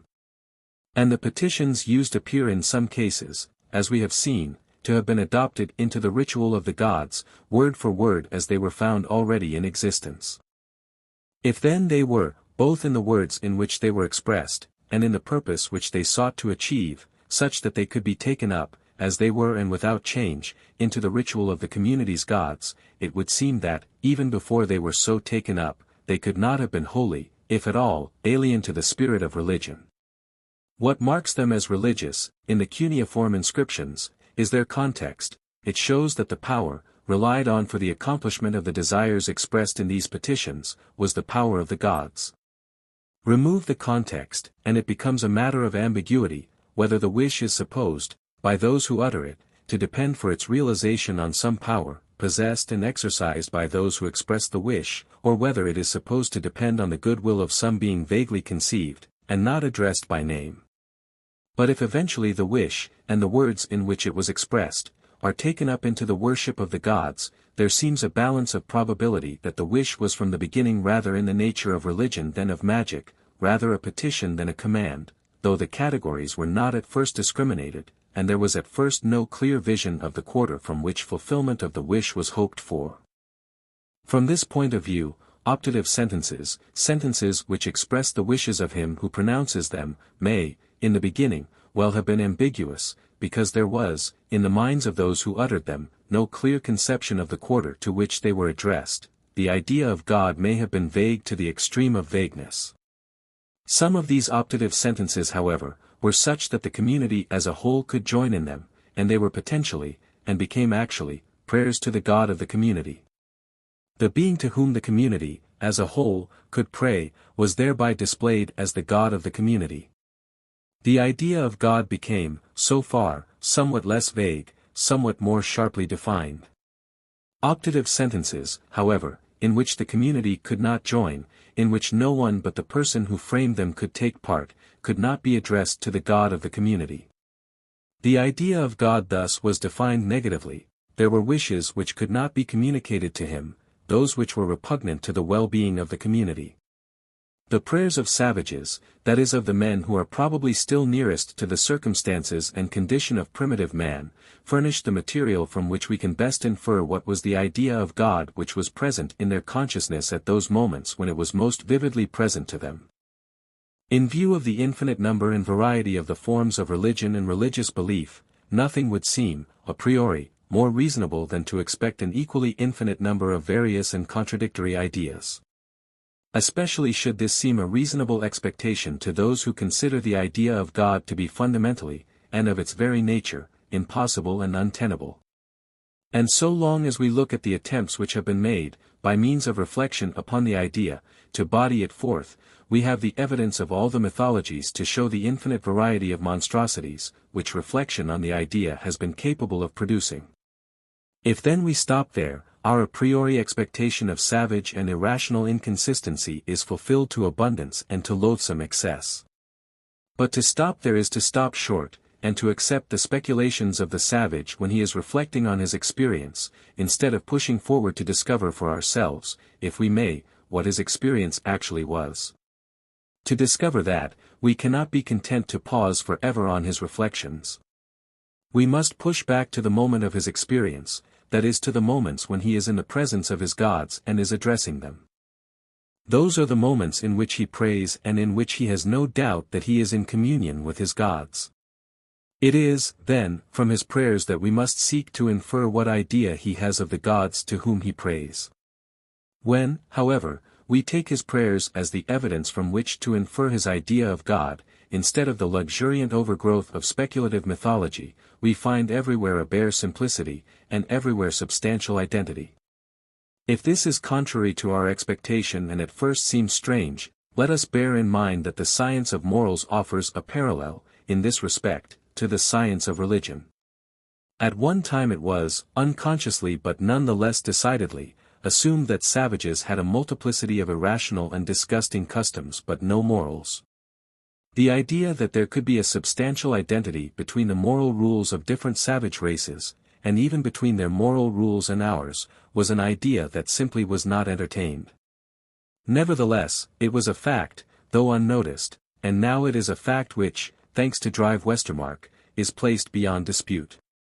When, he says, we examine the moral rules of uncivilized races, we find that they in a very large measure resemble those prevalent among nations of culture.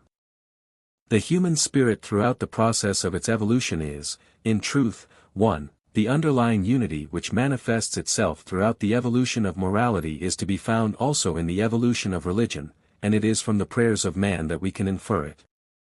The first and fundamental article of belief implied by the offering of prayers is that the being to whom they are offered, however vaguely he may be conceived, is believed to be accessible to man. Man's cry can reach him. Not only does it reach him but, it is believed, he will listen to it, and it is of his very nature that he is disposed to listen favorably to it. But, though he will listen, it is only to prayers offered in the right spirit that he will listen.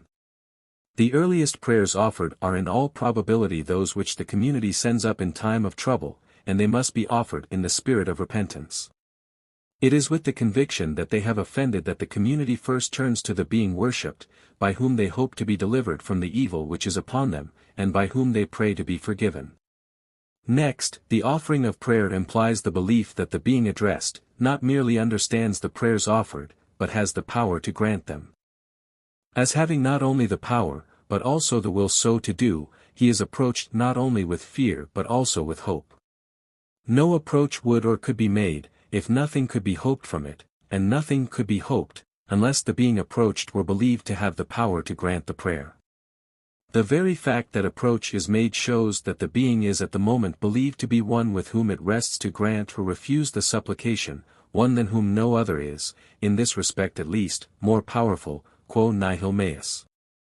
But prayers offered in time of trouble, though they be, or if they be, the earliest, are not the only prayers that are offered by early man. Man's wishes are not, and never were, limited. Escape from calamity is not, and never has been, the only thing for which man is capable of wishing. It certainly is not the only thing for which he has been capable of praying. Even early man wishes for material blessings. The kindly fruits of the earth and his daily food are things for which he not only works but also prays. The Negro on the Gold Coast prays for his daily rice and yams, the Zulu for cattle and for corn, the Samoan for abundant food, the Finno-Ugrian for rain to make his crops grow, the Peruvian prayed for health and prosperity. And when man has attained his wish, when his prayers have been granted, he does not always forget to render thanks to the God who listened to his prayer. "Thank you, gods," says the Basuto, "give us bread tomorrow also." Whether the prayer be for food, or for deliverance from calamity, the natural tendency is for gratitude and thanks to follow, when the prayer has been fulfilled, and the mental attitude, or mood of feeling, is then no longer one of hope or fear, but of thankfulness and praise. It is in its essence, potentially and, to varying degrees, actually, the mood of veneration and adoration. "My lips shall praise thee, so will I bless thee while I live, I will lift up my hands in thy name, and my mouth shall praise thee with joyful lips." From the prayers that are offered in early, if not primitive, religions we may draw with safety some conclusions as to the idea, which the worshippers had before their minds, of the being to whom they believed they had access in prayer. He was a being accessible in prayer, and he had it in his power, and, if properly approached, in his will, to deliver the community from material and external evils. The spirit in which he was to be properly approached was one of confession and repentance of offenses committed against him. The calamities which fell upon the community were conceived to have fallen justly. He was not conceived to be offended without a cause. Doubtless the causes of offense, like the punishments with which they were visited, were external and visible, in the sense that they could be discovered and made plain to all who were concerned to recognize them. The offenses were actions which not only provoked the wrath of the God, but were condemned by the community. They included offenses which were purely formal and external, and, in the case of some peoples, the number of such offenses probably increased rather than diminished as time went on. The Serput tablets of the cuneiform inscriptions, which are directed towards the removal of the mummet, the ban or taboo, consequent upon such offenses, are an example of this. Adultery, murder and theft are included amongst the offenses, but the tablets include hundreds of other offenses, which are purely ceremonial, and which probably took a long time to reach the luxuriant growth they have attained in the tablets. For ceremonial offenses a ceremonial purification was felt to suffice. But there were others which, as the Babylonian penitential psalms testify, were felt to go deeper and to be sins, personal sins of the worshipper against his God. The penitent exclaims, "Lord, my sins are many, great are my misdeeds." The spirit, in which he approaches his God, is expressed in the words, "I thy servant, full of sighs, call upon thee. Like the doves do I moan, I am o'ercome with sighing, with lamentation and groaning my spirit is downcast." His prayer is that his trespasses may be forgiven, rend my sins, like a garment. My God, my sins are unto 7 times 7. Forgive my iniquities.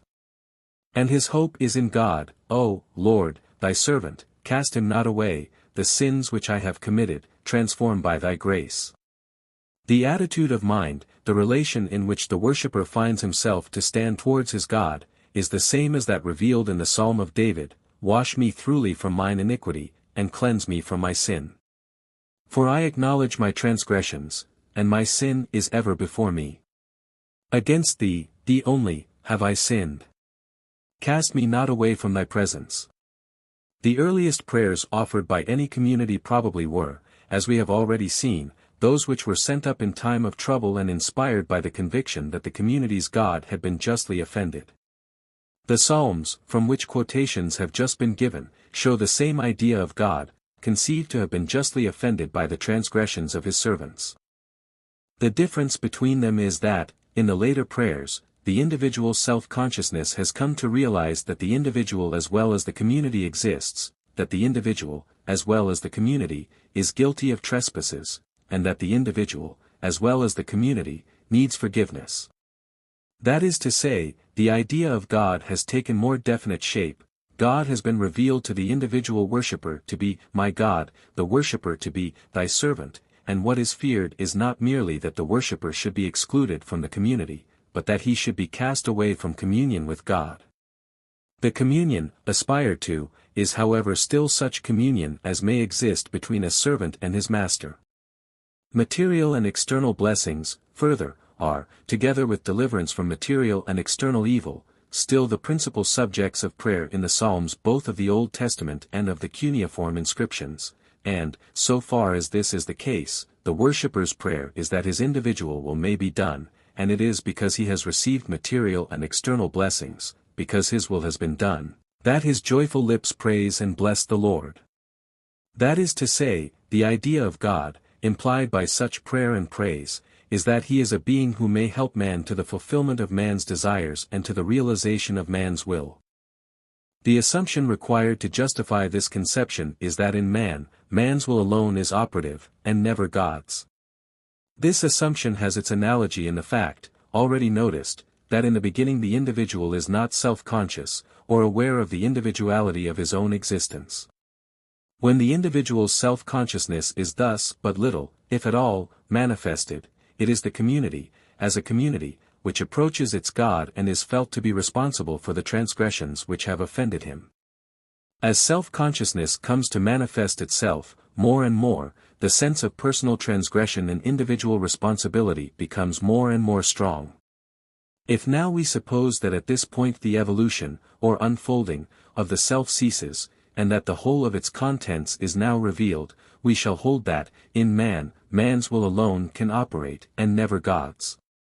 It is indeed at this point that non-Christian religions stop, if they get so far.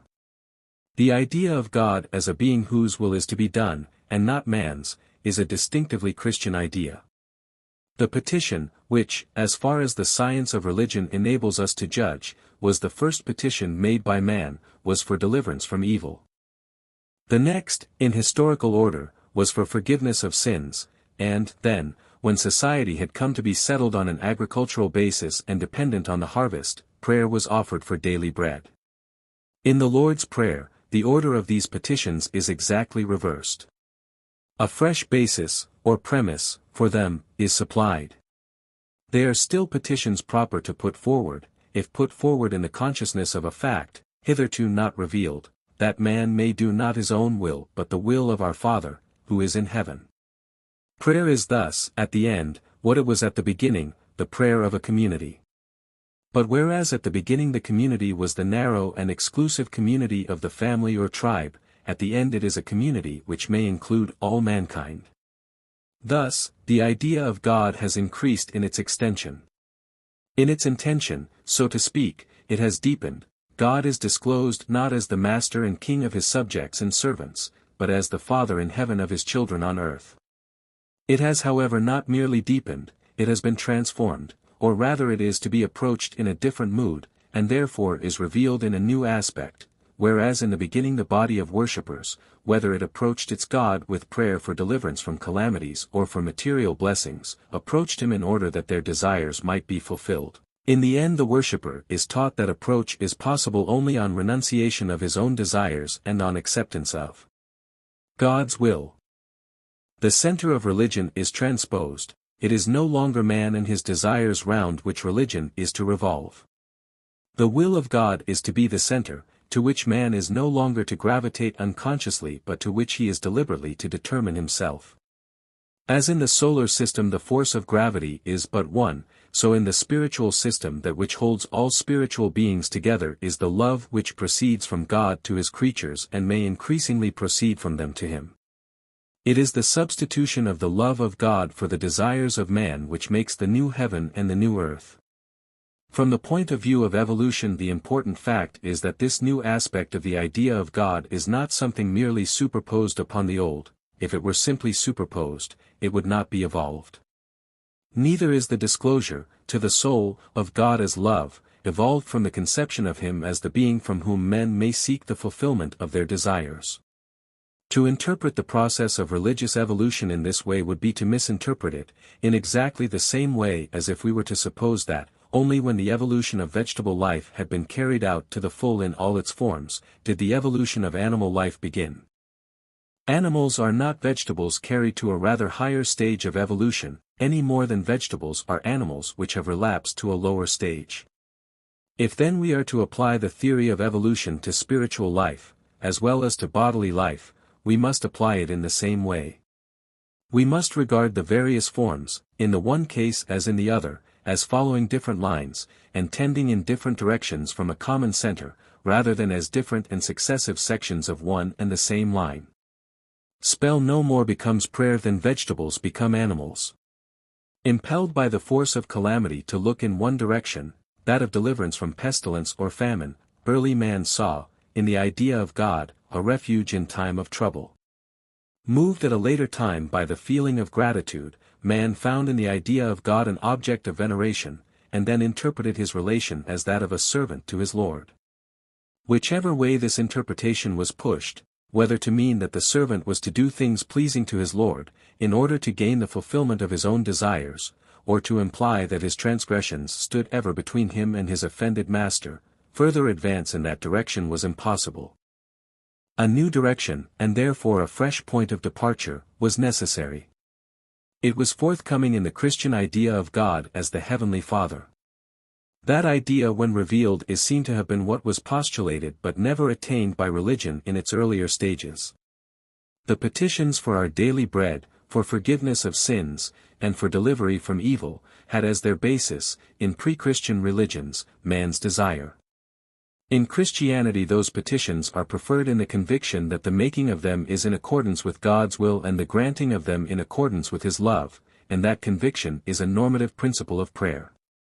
To see the idea and being of God men thought, spoke and acted for long ages before they began to reflect on the ways in which they did so, and, when they did begin to reflect, it was long before they discovered the principles on which they thought, spoke and acted, or recognized them as the principles on which man must speak, if he is to speak intelligibly, on which, as laws of thought, he must think, if he is to think correctly, and on which, as laws of morality, he must act, if he is to act as he should act.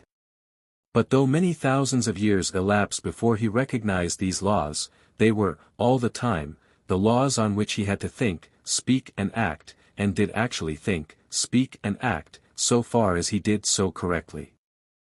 When, then, we speak of the evolution of thought, speech and action, we cannot mean that the laws of thought, for instance, were in the beginning different from what they are now, and only gradually came to be what they are at present.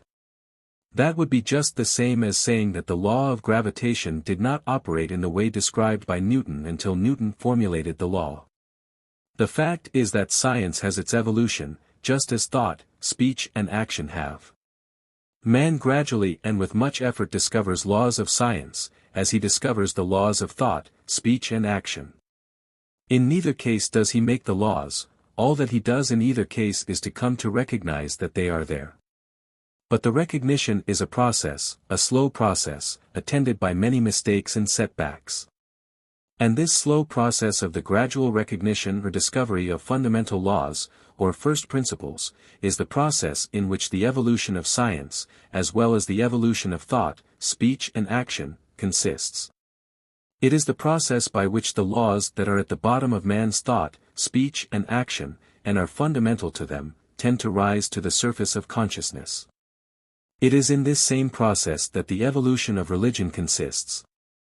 It is the slow process, the gradual recognition, of the fundamental idea of religion, the idea of God, which tends to rise to the surface of the religious consciousness.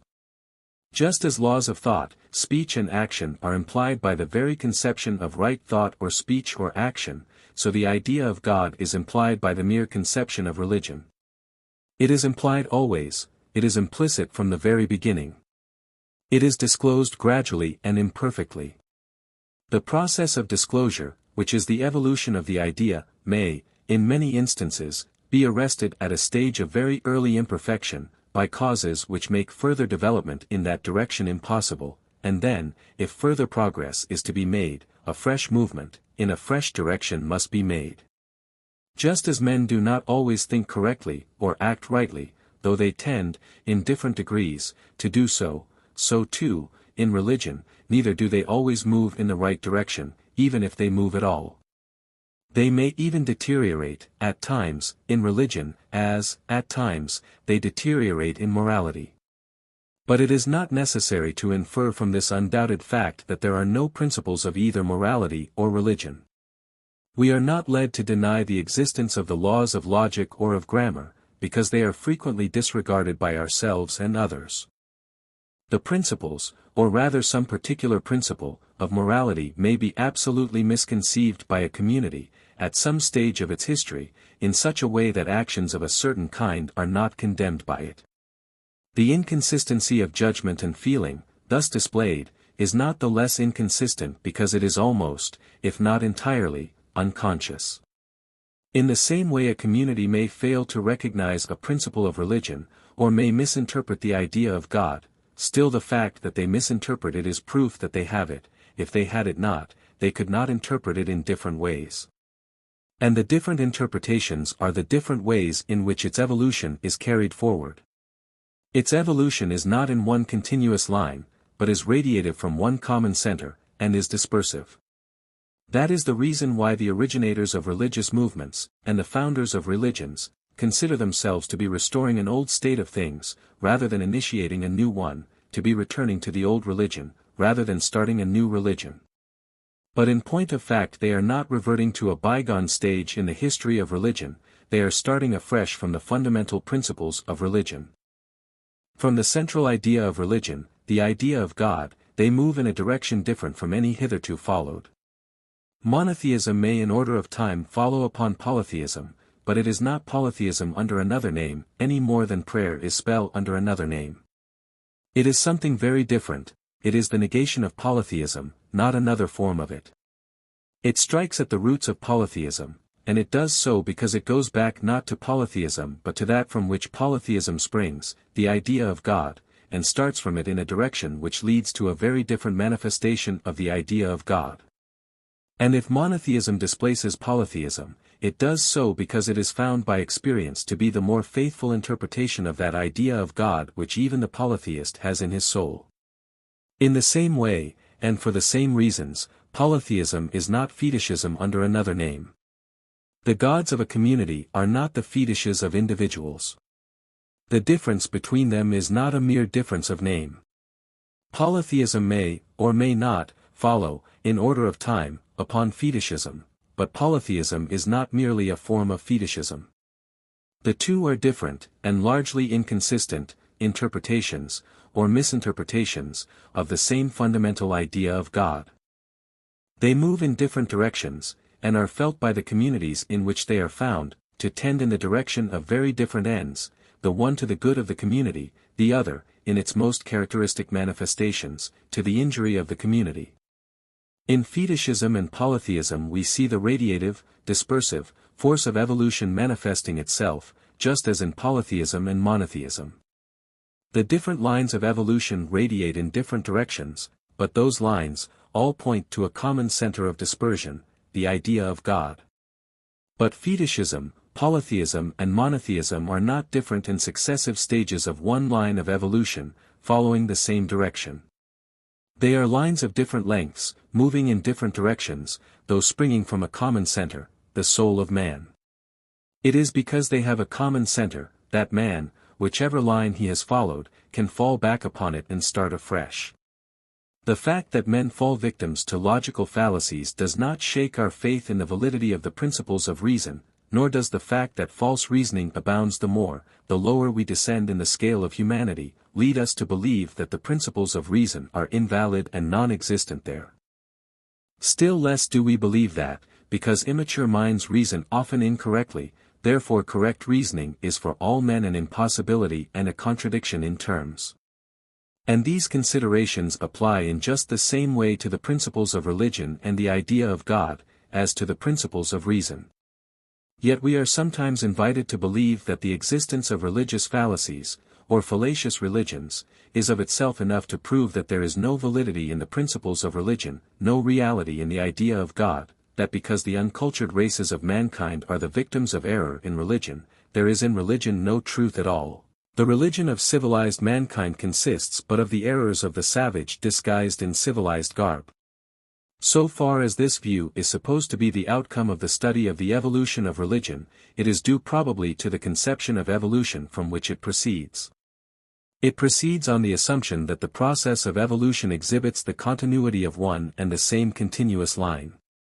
It ignores the radiative, dispersive movement of evolution in different lines, and overlooks the fact that new forms of religion are all rebirths, renaissances, and spring not from one another, but from the soul of man, in which is found the idea of God. It further assumes not merely that there are errors but that there is no truth whatever in the lowest, or the earliest, forms of religion, and that therefore neither is there any truth in the highest. But this assumption, if applied to the principles of thought, speech or action, would equally prove thought to be irrational, speech unintelligible, moral action absurd, and evolution would be the process by which this fundamental irrationality, unintelligibility and absurdity was worked out. Either this is the conclusion, or some means must be sought whereby to distinguish the evolution of religion from the evolution of thought, speech and morals, and to show that, whereas in the case of the latter, evolution is the process in which the principles whereon man should think, speak and act, tend to manifest themselves with increasing clearness, in the case of religion, there is no such progressive revelation, and no first principle, or fundamental idea, which all forms of religion seek to express. But any attempt to show this is hopeless. The science of religion is engaged throughout in ascertaining and comparing the ideas which the various races of men have had of their gods, and in tracing the evolution of the idea of God. The science of religion, however, it may be said, is concerned exclusively with the evolution, and not in the least with the value or validity, of the idea.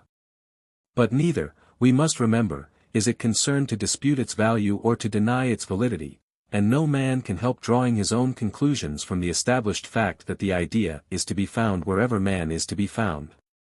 If, however, by the idea of God we mean simply an intellectual idea, merely a verbal proposition, we shall be in danger of drawing erroneous conclusions. The historian of religion, in discussing the idea of God, its manifestations and its evolution, is bound to express himself in words, and to reduce what he has to say to a series of verbal propositions. Nothing, therefore, is more natural than to imagine that the idea of God is a verbal, intellectual proposition, and nothing is more misleading. If we start from this misleading notion, then, as words are but words, we may be led to imagine that the idea of God is nothing more or other than the words, it is mere words. If however this conclusion is, for any reason, displeasing to us, and if we stick to the premise that the idea of God is a verbal proposition, then we shall naturally draw a distinction between the idea of God and the being of God, and, having thus fixed a great gulf between the idea and the being of God, we shall be faced with the difficulty of crossing it. We may then feel it to be not merely difficult but impossible to get logically to the other side of the gulf, that is to say, we shall conclude that the being of God is an inference, but an inference which never can be logically verified. The inference may be a correct or an incorrect inference, but we cannot possibly know which it is. From the idea of God we can never logically infer his being. Since then no logic will carry us over the chasm we have fixed between the idea and the being of God, if we are to cross it, we must jump it, we must take the leap of faith, we must believe the passage possible, just because it is impossible. And those who take the leap, do land safely, we have their own testimony to that, as safely as, in King Lear, Gloucester leaps from the cliff of Dover, and they well may think that the clearest gods, who make them honors of men's impossibilities, have preserved them. But, in Gloucester's case, there was no cliff and no abyss, and, in our case, it may be well to inquire whether the great gulf between the idea and the being of God has any more reality than that down which Gloucester, precipitating, flung himself. The premise, that the idea of God is a mere verbal proposition, may be a premise as imaginary as that from which Gloucester leaped. If the idea of God is merely a proposition in words, and if words are but words, then the gulf between idea and being is real. If the being of God is an inference from the idea of God, it is merely an inference, and an inference of no logical value. And the same remark holds equally true, if we apply it to the case of any finite personal being. If the being of our neighbors were an inference from the idea we have formed of them, it also would be an inference of no logical value. But, fortunately, their being does not depend on the idea we have formed of them, it partially reveals itself to us in our idea of them, and partially is obscured by it. It is a fact of our experience, or a fact experienced by us. We interpret it, and to some extent misinterpret it, as we do all other facts. If this partly true, and partly false, interpretation is what we mean by the word idea, then it is the idea which is an inference from the being of our neighbor, an inference which can be checked by closer acquaintance, but we do not first have the idea of him, and then wonder whether a being, corresponding more or less to the idea, exists. If we had the idea of our fellow beings first, before we had experience of them, if it were from the edge of the idea that we had to leap, we might reasonably doubt whether to fling ourselves into such a logical, or rather into such an illogical, abyss. But it is from their being as an experienced fact, that we start, and with the intention of constructing from it as logical an idea as lies within our power.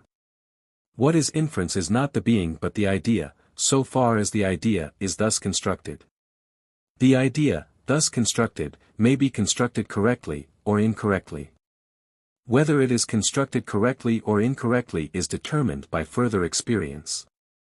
What is important to notice is first that it is only by further experience, personal experience, that we can determine how far the construction we have put upon it is or is not correct, and, next, that so far as the construction we have put upon it is correct, that is to say is confirmed by actual experience, it is thereby shown to be not inference, even though it was reached by a process of inference, but fact. The process of inference may be compared to a path by which we struggle up the face of a cliff, it is the path by which we get there, but it is not the firm ground on which eventually we rest. The path is not that which upholds the cliff, nor is the inference that on which the being of God rests. The being of God is not something inferred but something experienced. It is by experience, the experience of ourselves or others, that we find out whether what by inference we were led to expect is really something of which we can, if we will, have experience. And that which is experienced ceases, the moment it is experienced, to be inferential. The experience is fact, the statement of it in words is truth. But apart from the experience, the words in which it is stated are but words, and, without the experience, the words must remain forever words and nothing more than words. If then by the idea of God we mean the words, in which it is, inadequately, stated, and nothing more, the idea of God is separated by an impassable gulf from the being of God. Further, if we admit that the idea is, by its very nature, and by the very facts of the case, essentially different from the being of God, then it is of little use to continue to maintain that the being of God is a fact of human experience.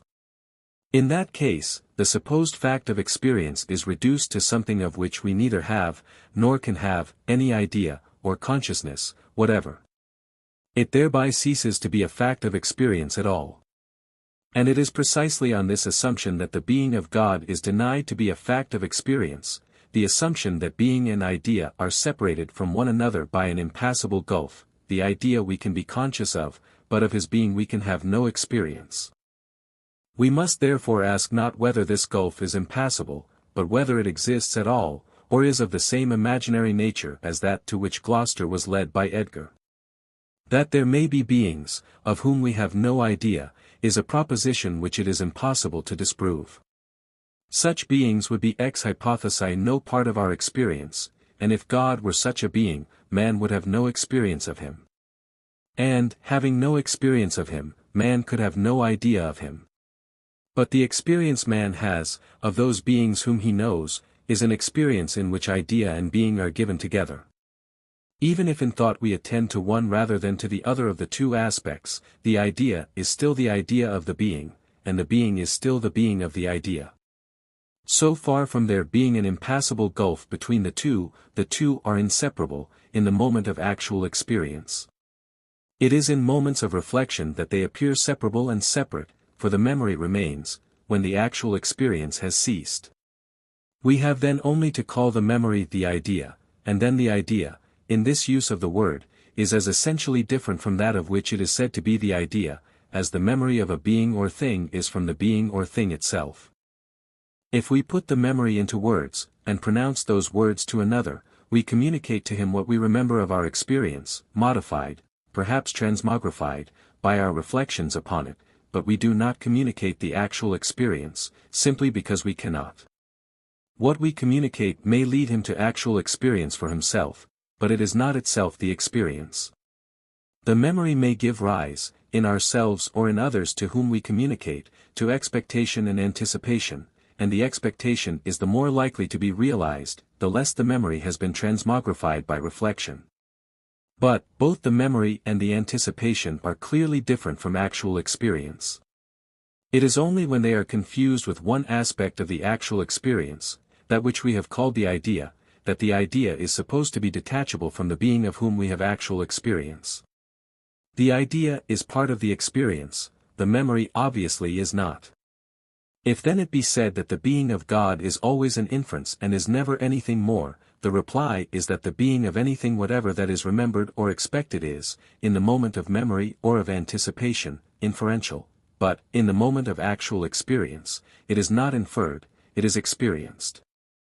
And what is experienced is, and from the beginning has always been, in religions of the lower as well as of the higher culture, at once the being and the idea of God.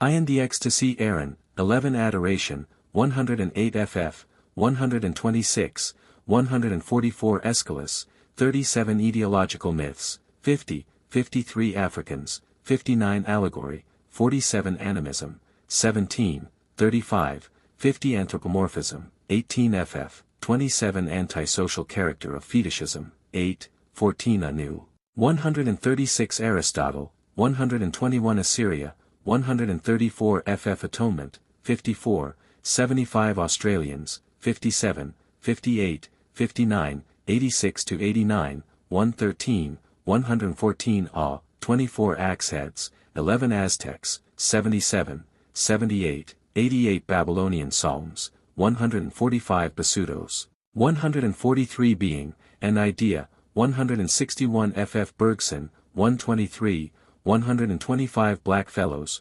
57 Bow, and Arrow, 42 Bullroarer, 42 Burnt Offerings.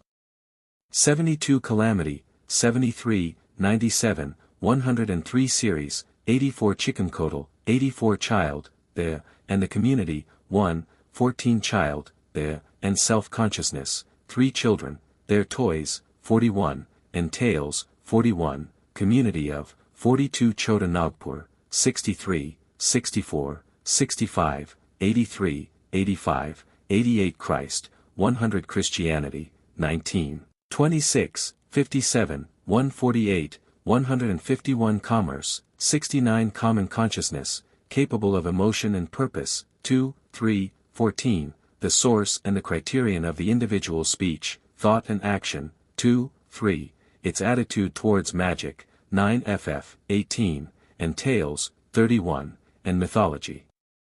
37, 38, 48 Communion, Christian, 77 Communion, 110, 111, 147 Corn Deities, 82 ff. Counterspells, 134 ff Covenant, the Old and the New, 100 Covenant Theory, 92 ff, 98 ff Cuneiform Inscriptions, 134 ff, 147 Custom, 41, 42, 98 Desire, and Prayer, 118 ff Desires, of individual and community, 7, 8, 9 digging stick. 43d indigites, 51 to 53, 56, 58, 83, 88 Dionysius Thrax, 121 disease of language, 33, 34 dog, and master, 25 do you Tita, 68 eating with the god, 74, 77, 91 ecstasy, 110 Elijah, 13, 119 emotion, 2, 3, 7, 23, 54, 55 emperor, of Japan, 93, 95 Euripides, 37 Europe. 57 evolution, and revelation, 29, 122, 150, 152 ff Exodus, 93 expectation, 164 experience, 44, 161 ff faith, 62 fallacies, 127, 128, 157 fear, 25, 103 feast, sacrificial, 74 ff farrier, 121 fetishism, 4 to 8, 13 to 15, 20, 21, 27, 30, 31, 36, 120, 123, 126, 129 to 131, 156 fiction, 31, 32 Phenogrians, 143 fire god, 136 firstfruits, 80 ff, 90, 115 folklore, 57 food offerings, 72, 78, 89 food supply, 12, 13 foraminifera, 124 forms, of speech and of religion, 106 gesture language, 66, 114 gift. Theory, 68 ff, 95 Gloucester, 160 Godhead, unity of, 23, a personal being, 26 gods, 4 to 6, 8, 12, 14, 16, 21, 22, 25, 26, 44 Gold Coast, 143 Grammar, 121 Gravitation, 153 Greece, 104, 111 Harvest Gods, 94 ff. Harvest Offerings, 114, 115 Harvest Rites, 81, 85 Hero, of Tales, 30, of Myths, 31 History of Religion, 23, 27, 28, 29, 30 Idea, and Being, 161 ff Idol, and Fetish, 4, 13 Iliad, 41 Imagination, in Tales and Myths, 49, 50, 51 Immorality, of Mythology, 47 Immortality, 105 Individual, the, 4, 14, 132 ff Indo-Europeans, 47, 48 Inference, 162 ff Israel, 93, 100 Italy, 51, 56 Japan, 92 ff Jehovah, 93 Jews, 26 King Lear, 156 ff Language, 101, 102, 106, 107 Law, 153 ff Locutus, 52 Logic, 121. Love, 26, 100, 105, 150 Magic, 8f, 9, 10, 11f, 12, 91, 116, 119, 120, 123, 125, 133 ff May's Mother, 77, 88 Makla Tablets, 134 ff Mummet, 145 Max Muller, 33, 34 Meal, Sacrificial, 74 ff Memory, 164 Mexico, 77, 78, 88, 91, 110, 111 Miracles, 10 ff Monotheism, 58, 61, 155 Moods, 119 Morality, 21, 22, 25, 26, 41, 44 to 46, 125, 141 ff, 154 Moses, 93, 119 Mysteries, 104 ff, 111 Mysticism, 110 Myths, 20 to 22, 30 ff, 39, 40, 43, 47, 48 to 52, 55 to 58, 60 Names, 16, 52, 57, 64, 82 ff Narratives and Myths, 33, 40, 49, 51 Negroes, 15 Nursery Tales, 41 Obedience, 98, 100, 101 Oblations, 65, 66, 73, 97, 98 Offerings, 67 ff, 85 ff Optative Sentences, 139 ff Orbona, 52 Origin, of Gods and of Mythology, 34 Asapago, 51 Penitential Psalms, 145, 147 Personality, 3, 4, 11, 17, 20, 28, 29, 45, 54, 55, 82, 83, 86 Peruvians, 143 Petitions, 126, 128, 130 ff. Plague, 52 Plato, 92 Polydaemonism, 16 ff, Change to Polytheism, 18, 30, and Mythology, 31, 32 Polytheism, 4, 7, 16, 18, 22, 30 to 32, 35, 36, 40, 61, 155 Possession, 110 Power, Man of, 12 ff Prayer, 108 ff Priests, 120 Principles, 121, 123, 128, 153 ff Prophet and Magician, 10 ff Protoplasm, 124 Psalms of David, 146, 147 Quietism, 112 Rainmaking, 9, 12, 13, 119 Reconciliation, 98 Reflection, 33, 36, 53 to 56, 60, 96 Religion, 8 ff, 35, 39, 54 to 56, 104 ff Revelation, 29, 58 Reverence, 24. Ritual, 31, 57, 61 to 63, 101 ff, 114 Romans, the 52, 53 Sacrifice, 52, 63, 64, 67 ff, 72, 73, 79 ff, 85, 97 ff Salvation, 105 Samoans, 143 Search, for God, 59 Seed Time, 115 Self, 3, 4, 7, 104, 132 ff, 137, 148 Self-Renunciation, 149 Shinto, 92 ff Sign, of the Cross, 116 Sin, 103, 104, 145 ff Socrates, 55 Sophocles, 37 Species, 83 ff, 91, 92 Speech, 3, 121, 153 ff Spells, 115 ff, 134 ff, 150, 151 Survivals, 38, 56, 57, 58, 59 Taboo, 145 Tales, and Myths, 31 to 33, 49, 51 Totems. 84 ff Tyler, Professor, 15 Vagetanus, 51 Vegetation Deities, 81 ff Veneration, 151 Viraplaka, 52 Water, 135 Way of the Gods, 92 ff Western Africa, 8, 15 Will, of God, 149 ff Wind, Spirits of, 93 ff Witches, 134 ff. Worship, 19, 55, 57, 58, 60 to 63 Xilanen, 84 Zulus, 143 Cambridge, printed by John Clay, M.A. at the University Press.